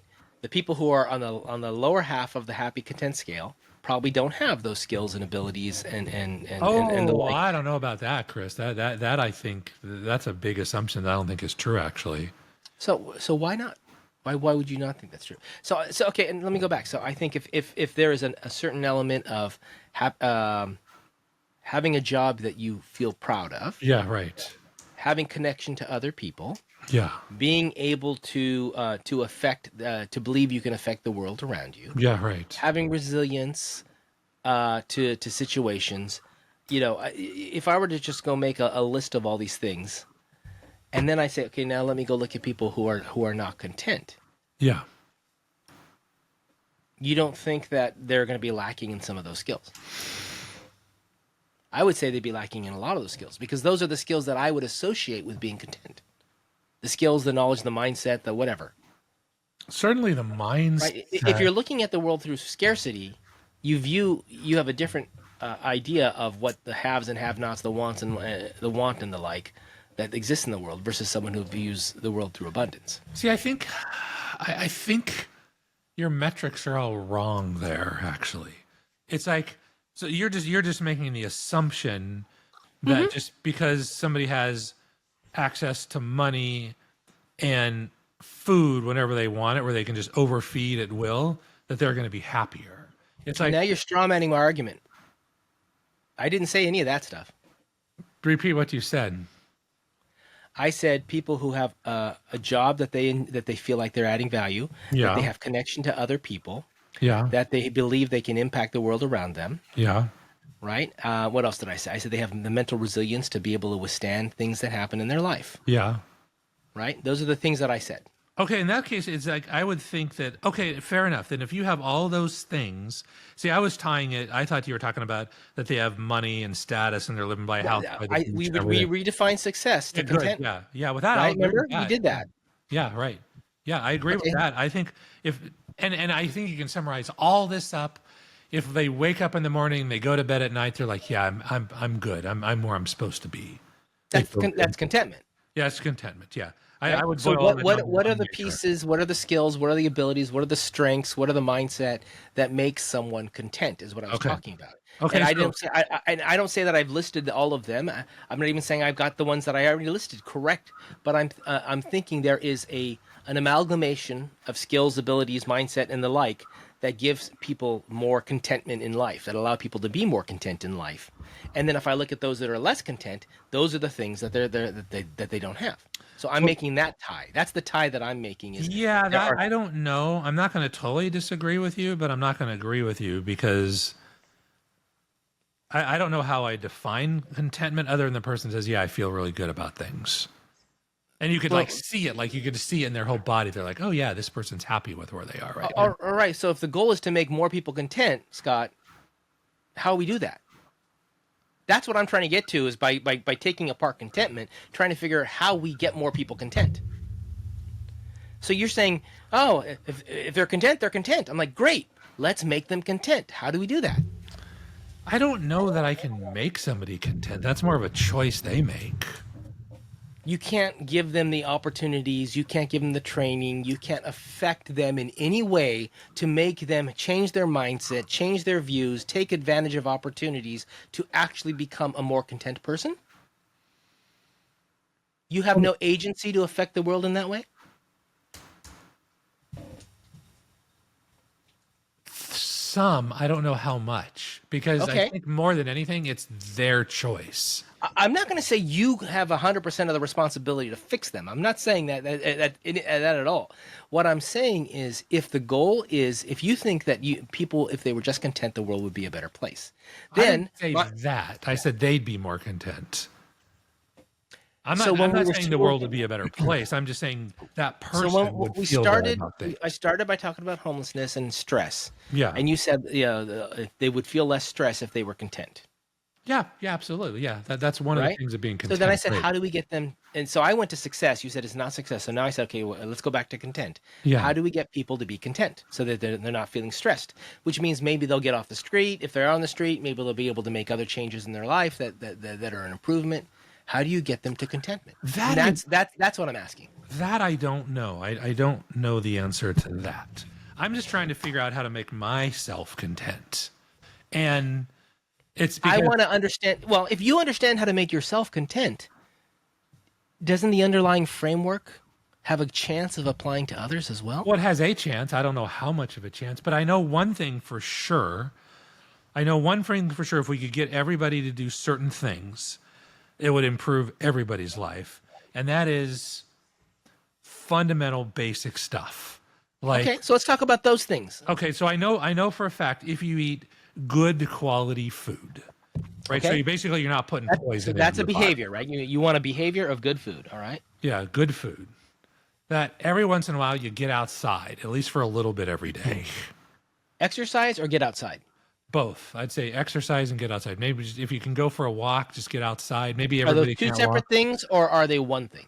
I would say they're two separate things, but you could Okay. do them both by just walk around outside a little bit. I'm going down to the requirements here. I'm Okay, not the going down to requirements. your solution. Your solution is get outside and walk. My thing is get outside, get to nature, get connected to the world. That's one Yeah, thing. perfect. The other thing is exercise. Yeah, if you Right? can combine them together, that's So great. But sometimes just let's go to the requirement here. The requirement is get outside, and then Yeah. the other but requirement is definitely exercise. exercise is a requirement. Our the Okay, bodies so are that supposed to we're know. at three. We've got food, get connected to nature, get outside, or then exercise. Those are Yeah, the have three. a certain amount of safety. So you know that you have a certain amount, like you're not constantly in fear of physical harm or So Maslow's kind of lower levels of safety. yeah. You know, hey, more than likely, I'm not going to get too hungry. I'm always going to get the things I want. I'm going to be warm Okay. and safe enough at night, and put them in community. So that's community's a fifth one. Safety was four. Safety, community is super important as well too. Okay. So you can chit chat and people can talk about stuff. And I'm sure there might be more, but those would be kind of like the ones, the absolute minimum requirements. So good food is a behavior, right? And it's Well, no also to a access certain to it, not necessary access and to a it. certain. Oh, wait. So what? You have to eat good food. That's not a behavior. I mean, it's a behavior, and you have to have access to it. Yes. Okay. Yeah. All right. So to clarify that, be because available. I was just about to say the ability to have good food. Yeah. As a Right, second. exactly. Okay. So yeah, that's why I'm clarifying what you said. So basically, the behavior is to eat good food. Yeah, And of course, the constraint on that is getting You have to have getting good access to it, food right. and then actually eating it. Yeah. Right. Mm-hmm. Okay. Getting outside, which to you is more, if I'm getting this right, is to get connected to the world. Get connected get connected to the world, get connected to nature, get like sunlight on your body every once in a while. I mean, sunlight, because sunlight affects so much of our internal rhythms. It's just critical. Okay, so is there any constraint on that? Obviously, winter in certain parts of the country might be a problem, but generally, I'm sure there any is some constraint on that? constraints, but most days if you can get outside. I mean, don't live in a cave for 6 months. That'll jack you up. So in this case, it's mostly behavior, not the and not an environment that you can actually get outside that's semi decent, right? I Sure, mean, like but if you're living at the North Pole, I mean, that's probably not a good place to live because going outside may kill you. I mean, that's a problem. That is a problem, but hopefully you're not at the bottom of the scale and living at the North Pole, but we'll Yeah. see. Okay, then the third thing was exercise. So Move, that just move your also body. that also is totally within a behavior thing, and rarely is there a constraint unless there's some kind of physical or medical Yeah, condition, right. Exactly. And even then, there's always a certain level of exercise you can do, Yeah, always. Yeah. right? Safety. Safety. So So this is economic, physical. What else? basically, Religious, you're in an political. environment where you're not constantly pumping out cortisol, because cortisol will do serious damage to you. So, but I mean, we're talking money. Yeah, right. We're talking physical safety. Yeah, physical. We're talking politically safe. You're Emotionally talking, safe. Yeah, where you feel yeah, safe enough. Yeah. yeah. And so that actually touches on a lot of areas, A right? lot of areas. Having enough money to not worry about that, having enough good health or access to healthcare to not worry about that. Yeah. So now we're getting this is the part that always breaks down, Well, sometimes, yeah. right? This is the part that we have this idea when we talk about people pulling themselves up by their bootstraps. Like, oh, you need to go out and find the skills, the knowledge, the connections, the ability to find a job that you can then use to support to fix all your safety concerns. Yeah, right. Yeah. Right. So that I would say that is probably that, and then the next one are probably the next one, which is community, which I assume you mean family and others as well. Family, friends, you need to have somebody. You can't be we're not designed to be by ourselves. We're supposed to be in a tribe, in a community. So I think that the safety aspect and the community aspect are your two hardest ones that sources of stress for people. Yeah. Because it's not just what can other people do for me, it's what you need to do things for them in that relationship, Yeah, right? and then some kind of service or job or purpose, something like that. So, all right. So now you've got your requirements. The things that I said earlier, where having a job where you feel that you can actually have an impact. Yeah, right. And going along with that was having a job that covered the safety aspects, right? The minimum safety aspects. I talked about believing that you have agency as part of it. Yeah, right. You have some kind of control, right? So to me, you're just restating the things that I said in some way. Okay, fair enough. Yeah. All right. So now the question is, how do you make that happen for people? Well, I would say most of the time people have to make it happen for themselves. Okay. Have to, should, will. Have to. Have to as in they're obliged to, or have to as in the society will not do it for them, and therefore it's totally upon them. Probably. I want to know how you're judging them.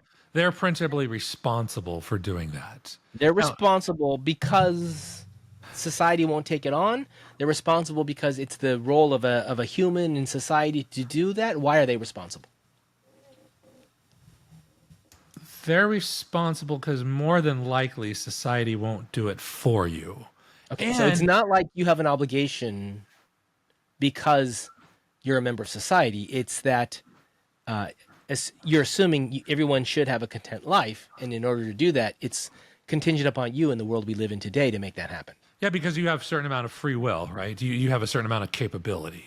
Okay. So yeah. And that's not to say that people aren't going to need help at certain times. Maybe they fall down, they need assistance, but not an ongoing, perpetual assistance. The reason why I delved into your have to is I want to make sure your have to isn't a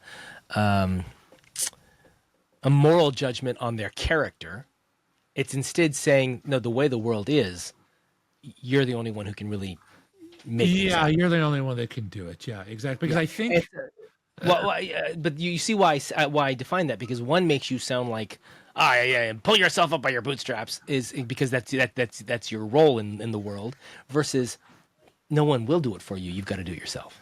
And there's a little bit of both, right? Because I think when you make something for yourself, or you cook your own dinner, or you do something, work and get paid for it, there's a tremendous dopamine release. There's a lot of satisfaction in that, It's like, yeah, I did something. I built something. I did something of value, and I got some reward for it, and I feel good about myself. That's a requirement to contribute in some way. I'm not making the connection here. How does that tie? It ties to be a content person. You've got to make some sort of contribution. Okay, so I know I'm still talking about the have to word. That's where I was. Yeah, okay, I think you have to do that at some level for you to be content. You have to. You have to, at some level, you have to pull your own weight based on your capability. Okay, based upon your capability. To be happy and content, yeah. To know that I feel like I'm doing something good. You have to do some kind of work, basically. You got to work. Some kind of work. Yes, and if everyone understands that you're doing a level of work comparable to what you're capable of doing, Yeah, right? Like right, if right. then everyone understands you're pulling the weight you can pull.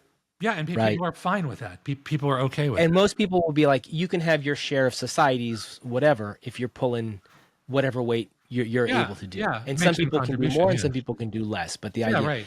the idea is that when someone is freeloading, which is they're taking from society but not adding anything to it. Yeah, that right. causes a problem, right? That causes So- a problem. It causes a problem for society because it's like, you know, that dude's just being lazy, and you know you're being lazy too. You're not. And I think fulfilled. this is where a lot of the dislike of homelessness comes from. Is there's this Yeah. idea that they're not pulling any.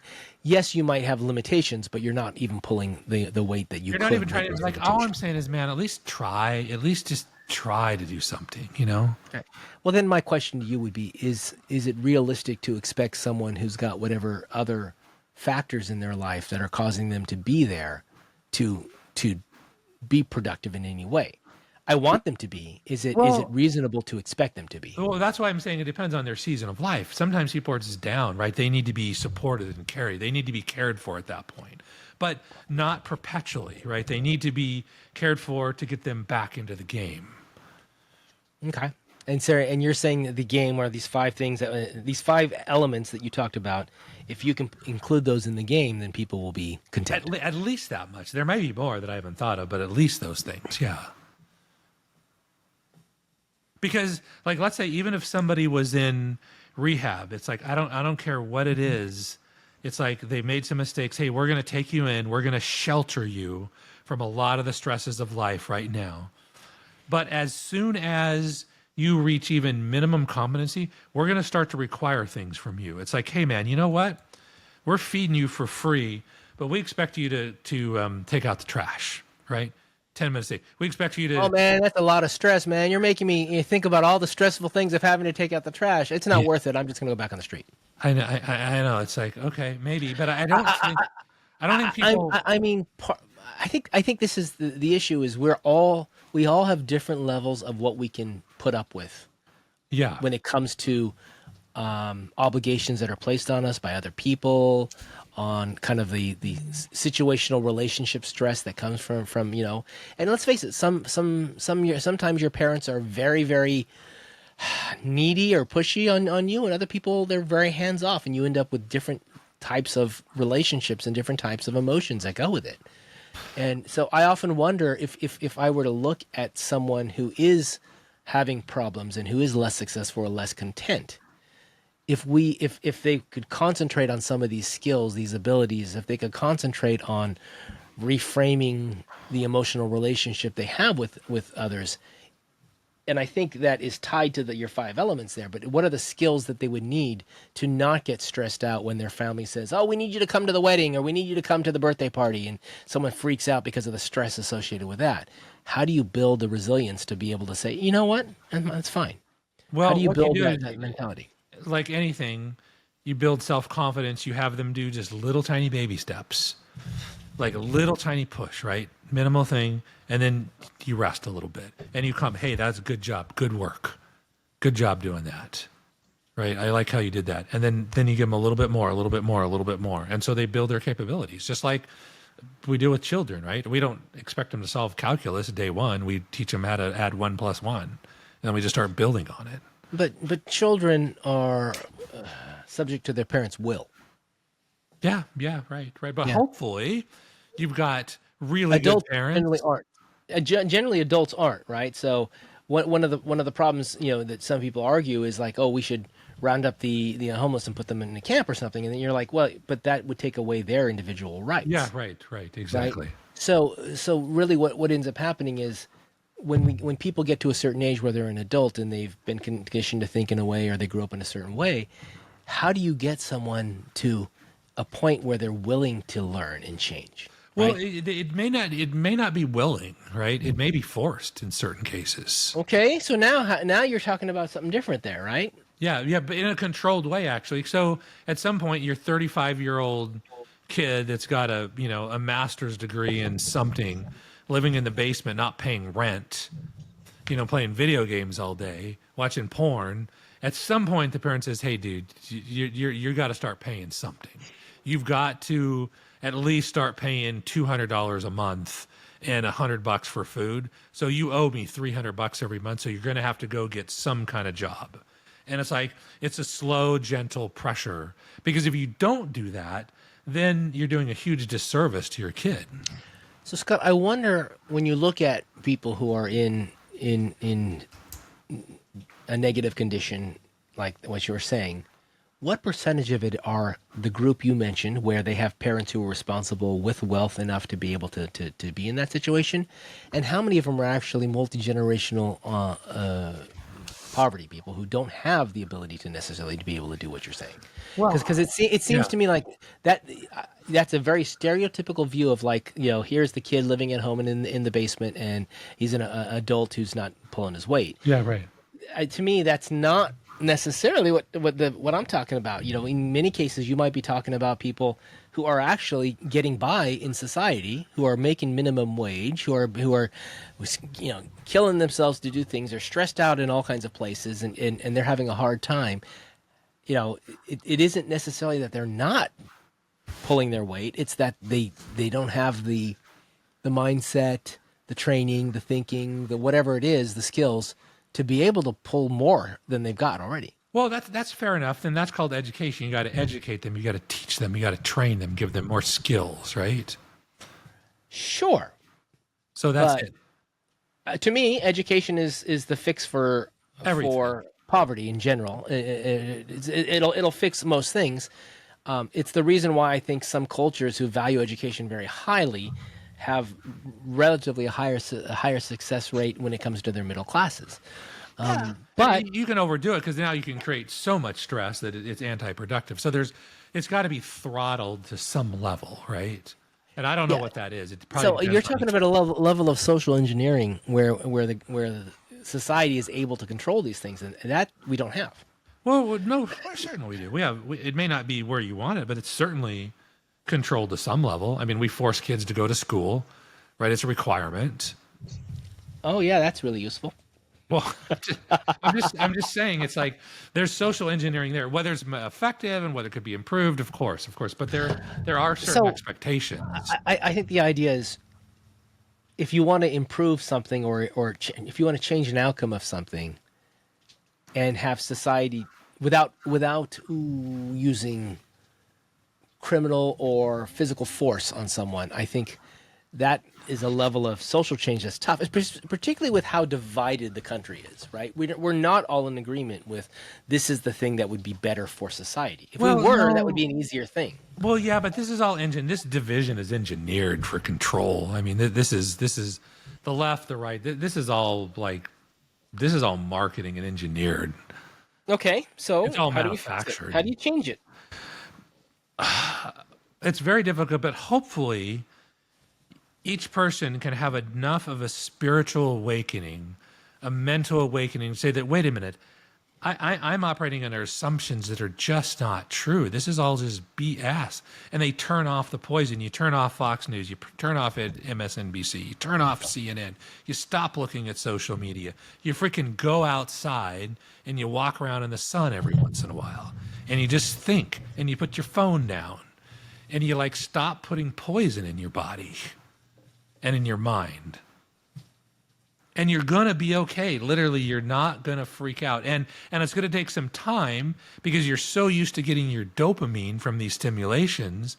When you can pull away for enough time, and yeah, it's gonna suck for a little bit, but then your own body is gonna start producing dopamine, not from all these drugs and sugar and requirements and social media.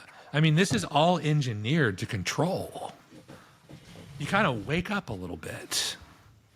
So how are we going to lead people to that conclusion? Well, we're trying to do it right now. This podcast is one way. How to think better, right? That's the name of the podcast. Hey, how you can think a little bit better. Are we thinking any better? I don't know. I don't know, but I'm just hired my my jujitsu master to. I can't believe I convinced him to coach me once a week on how to affect my mind, because he is a peak level athlete, or was, and he's going to have to reprogram my brain to think in different ways, because I want to reach some very high goals. And I know that if I'm going to get there, I've got to develop new skills, I've got to develop a new identity, and I've got to develop a new mindset. And I'm not going to get it by watching Fox News. I'll tell you that much. Or MSNBC, which I think is even worse than Fox News. But they're both horrible. I mean, we could argue which one is more horrible. I don't watch either of them. Thank God, that's good, right? I was at a corporate training last week, and I turned on the TV, and there's very few channels on there, and I'm like, all they were the branded news channels, and I'm like, I don't want any of the branded news channels. Yeah, because it's all just a bunch of sugar, right? I still like to watch local news once in a while, because they'll talk about stuff that isn't as heavily impacted by national viewpoints. Yeah. I mean, at the end of the day, if there is no source of information for you anymore, there's no source of unbiased information for you. Right. And even we're biased, right? But I'm trying to be unbiased. I'm trying to give people a framework, like, hey, here's a 5-step process. Start to think from the ground up, right? Do first principles thinking.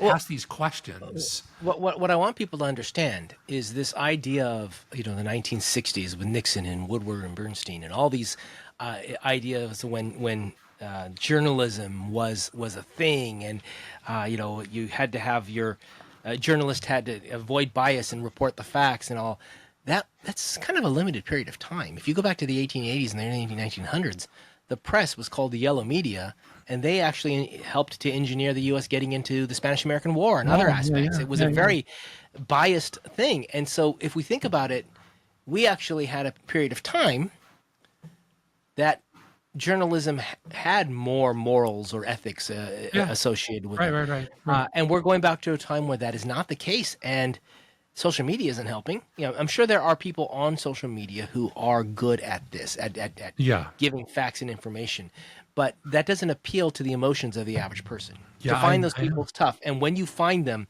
you stick with them and watch what they say, because they're more apt to give you a realistic understanding of what's going on than someone else. And quite often, if they're good, they'll say, hey, here's my bias. I'm biased in this way, so just take that. But it's work though, Chris. It's like you can't just be spoon-fed off the nipple like a baby. At some point, you've got to mature and actually start to dig in and think about things. But Scott, in a world where the newspaper, or even before radio, the speed at which information came to us was very slow. So you think about the amount of information your grandparents had to process in a year. You're probably processing in a day. Yeah, very likely, especially with AI, right? And so what ends up happening is we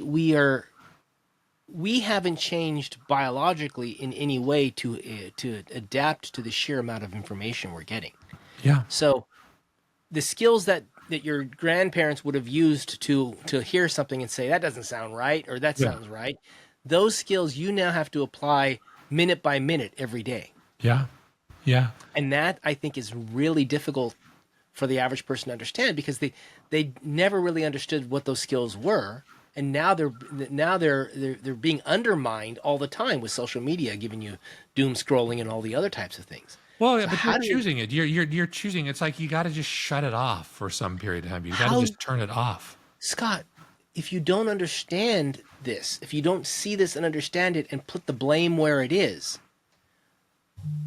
right? Then you're trapped. But I think most people know It's like they don't have the discipline to shut it off. But most people know that if they spend an hour or 2 hours on Facebook doom scrolling, at the end of that, they don't feel better. It's like they feel worse off, more depressed, more angry, more pissed off, more dumb. It's like at some point Do they've you got to think take most? You said most people, and I'm more not than half. harping that. Yeah. Yeah, most have, and I don't think they know what to do about it. But they're like, this is not making me happy.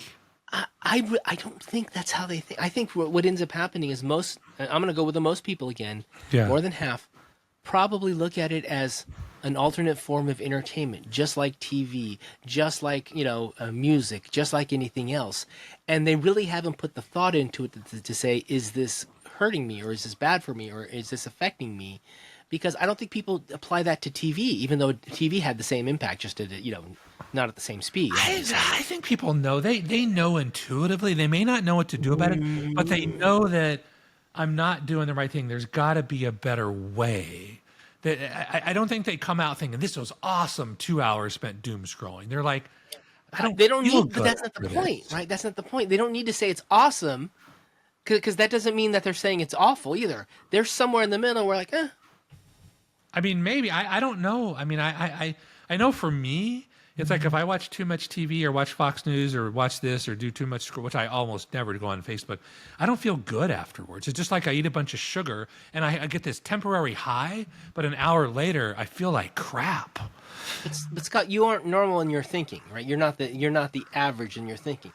I go onto Facebook and I get bored in 2 or 3 posts. I literally get bored. Like, okay, I don't care what your opinion is on this. I don't want to know about that. I don't, right. Oh, great, you went on vacation. You just tell me you went on vacation to Italy. I'm happy. I don't need to see pictures of any of that. I'm just good to know that you went on vacation. I'm happy for you, right? It really is the level of detail people are getting off of this is like, it doesn't interest me at all. So YouTube is a much more closer one to what I like because the shorts are really good at giving you little pieces of information, right? Little nuggets. And I can get stuck in a YouTube short scroll, doom scroll. And usually what'll happen is if I'm cooking or if I'm washing dishes or something, I'll scroll through them that way. But then I'm time limiting my access because I know I'll sit there and watch them. Right? Yeah. But I really don't think people are as self-aware about this as you're giving them credit for. Maybe I think they may not be like mentally self-aware in the fact that, I need to stop doing this, but they have a feeling like this is not feeding me. This is not good for me. They've got some intuition saying that. I honestly believe that, but maybe they don't know what to do about it, but there's something that's not filling out of it. There's something that's not awesome. It's not like the same feeling of scrolling through social media by yourself as opposed to putting all your phones down, going out like camping for a couple days with a few of good friends with no electronic devices and sit around just chit-chatting the old-fashioned way. When they come back and they compare those things, they're like, man, that other thing was good. That like fed my soul. This other thing it's not the same thing. But I'm just going to say this, Scott. I would argue most smokers know that smoking is not good for their health. Yeah, but they don't have enough self-discipline. They don't have enough grit to stop it. So my first argument for social media is I don't think people are aware. Second, even if they were aware, you're in the same boat as smokers. Well, then in that case, you're perpetually screwed then because... but isn't that the way the world is? There's going to be people who are on the right half of the bell curve and people on the left half of the bell curve, no matter what you're measuring. I think so, but it's like if you can wake up, if you can go back to like old school stuff. I mean, the yogis have figured this out for thousands of years. Yogis are not average people. I know, but yoga's super popular right now. I mean, everybody does yoga. Everybody does Brazilian jiu-jitsu. How do we improve the lives of the left half of the bell curve of anything? That's what it comes down to. If you're saying it's on them to do it themselves, and regardless of how much we help them, I'm like, ugh. It's they're on the left side. They're on the left side of the bell curve for a reason, how can we get them on the other? But there's always going to be a left side for the bell curve. Is the problem with my argument? Well, there's always a better way. I'm like, just turn off your damn phone. Like, I mean, Yeah. So why don't we just have the government shut down their phones? No. No, it's Scott, like what? they've got to do it. You as an individual have to decide.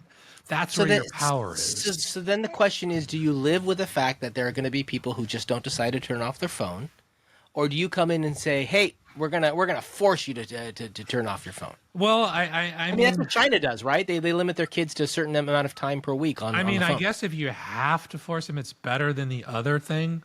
But it's like I want people to be self-aware enough to know that, hey, I can't eat another cookie. I've got to stop. It's like I've eaten enough cookies today. Why do we have seatbelt laws? Well, that's a different thing, right? People know that seatbelts generally will save their lives. They're better than not wearing them. But I want to talk about the cookie. I want to talk about the immediate dopamine hit. I want to talk about addictions. That's what we've got to break away from. Seatbelts are a different thing. Okay. I'm talking about the outcome of behavior is what I was trying to talk Well, about. I'm talking about addictions, right? Because addictions control you. It's like you're a slave to your addiction. It's like go to church, read the Bible, for goodness sake, read it and try to understand. It's like, you don't have to go spend with a credit card every time you have a tiny little desire to go buy something on Amazon. I mean, you don't have to do that.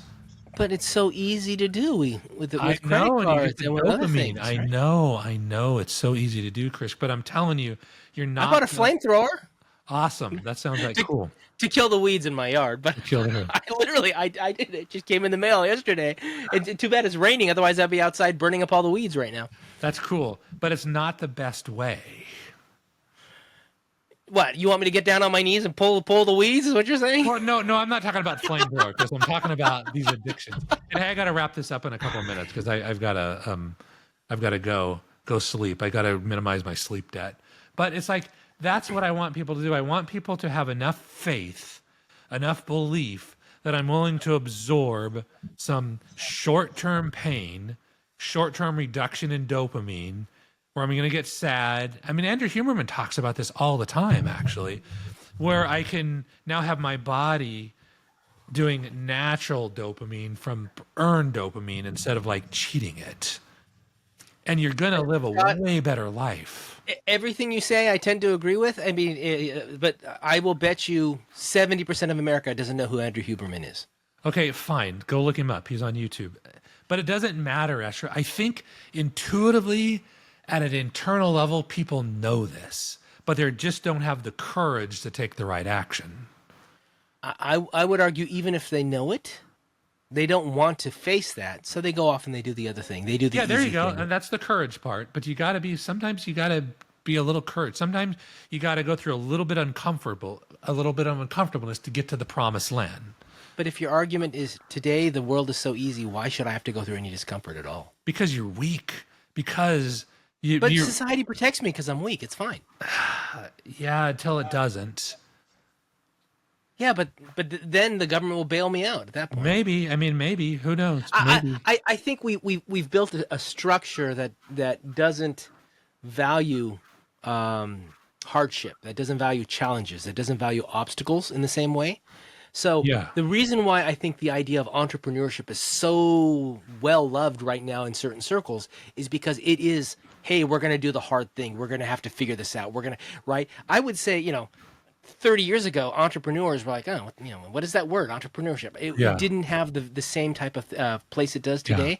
I think in many ways, it's a proxy for doing the hard thing. Doing the hard thing, right. So there are people out there who don't want to be entrepreneurs, but they admire the mindset that goes with entrepreneurship. And they kind of desire it. And here's the thing, I don't want to say everybody, but most people have the capability of doing that. They have the ability to go create, to build, even if that means planting flowers in the front of your yard.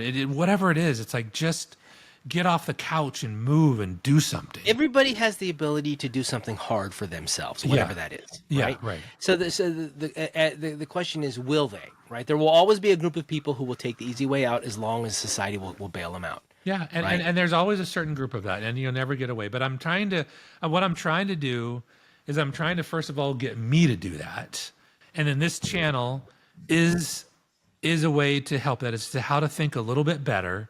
And then I'm going to start another channel in January that's called Build with Big Scott. And what that is we're going to build stuff, not talk, but we're going to build. There's plenty of talking too, but we're going to literally build stuff. Solder something, build something, get a piece of PVC pipe and drill holes in it and make a flute, whatever the heck your build thing is, you know? The issue that I have is I enjoy the building. I'm not going to enjoy filming that stuff. I mean, that's going to be the boring part. But here's the thing, Chris. I don't want to film it either, but it's like that's part of my mission. Part of my mission is to be a teacher.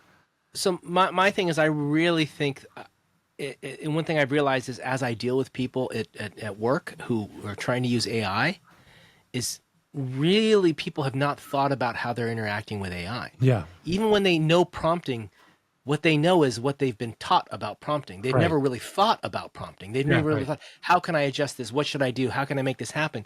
And I realized that, to me, the thinking behind the prompting is what you're after. You're not after the prompting. You're after it's the thinking. Yeah.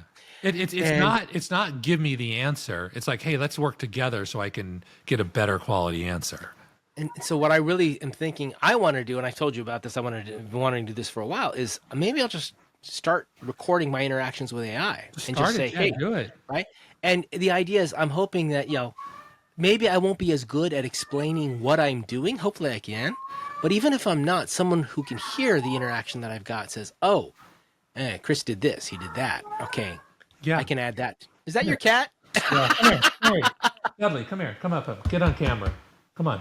You're in your keep. Okay. Exactly right. And Chris, your first video is not going to be as good as your 20th video, but you've got to go through the process. But people love that. People love to see that progression because they say, oh, you started out, you totally suck. And then I suck too, but they love that progress. People love to see the little startup company in the garage struggle and grow and overcome things. They love that story. Yeah, I guess the idea is I don't have an idea for a company. I just have an idea for content. That's okay. Just make content. Make your own channel. Like you need to have your own Build with Big Chris or whatever the heck you name. I've already got channels set up. I just haven't created anything on them yet. Okay, there you go. I'm going to be doing Build with Big Scott, right? That's where we're going to come to build. It's like I've got like something called the Forge. I build a sign, got a sign. It's so cool. Can I show it? Sure. It's like here. It's like this is my workshop right there. It's called the Forge. This is my whole disaster right here. I was building stuff. So anyways, yeah. This is what building looks like, by the way. Building is not all clean and neat. It's like freaking disaster and messy and crap all over the place. I really want to, I do want to work on a laser cutter. Okay, do it. Because I just got to go buy one is what I Okay, go buy one. Do it. You know how cheap I am, so it's going to take a while. But I have a whole bunch of things I want to make with 1/4-inch wood. Yeah. A 1/4-inch wood that cut out, flat pack, cut out all kinds of things. I think there's so much cool stuff we can make that is useful to different groups. There you go. Do it. Okay, Chris, I got to go. See you, Scott. Talk to you next week. See you later. Are you going to have a guest next week? I don't know. Maybe I've got like a few in progress. Are we going to do the same time? We can adjust a little bit if we need to for them. I mean, if they're your time zone, it should be fine, right? But if I got a few people I got to reach out to and whatever. So all right, yeah. See if there's anyone who'd be willing to come. All right, I'm going to turn it off right now. Thank you all, everyone. Tell Scott why he's wrong this time, and comment, subscribe, all that kind of good stuff. Thanks a lot. Awesome.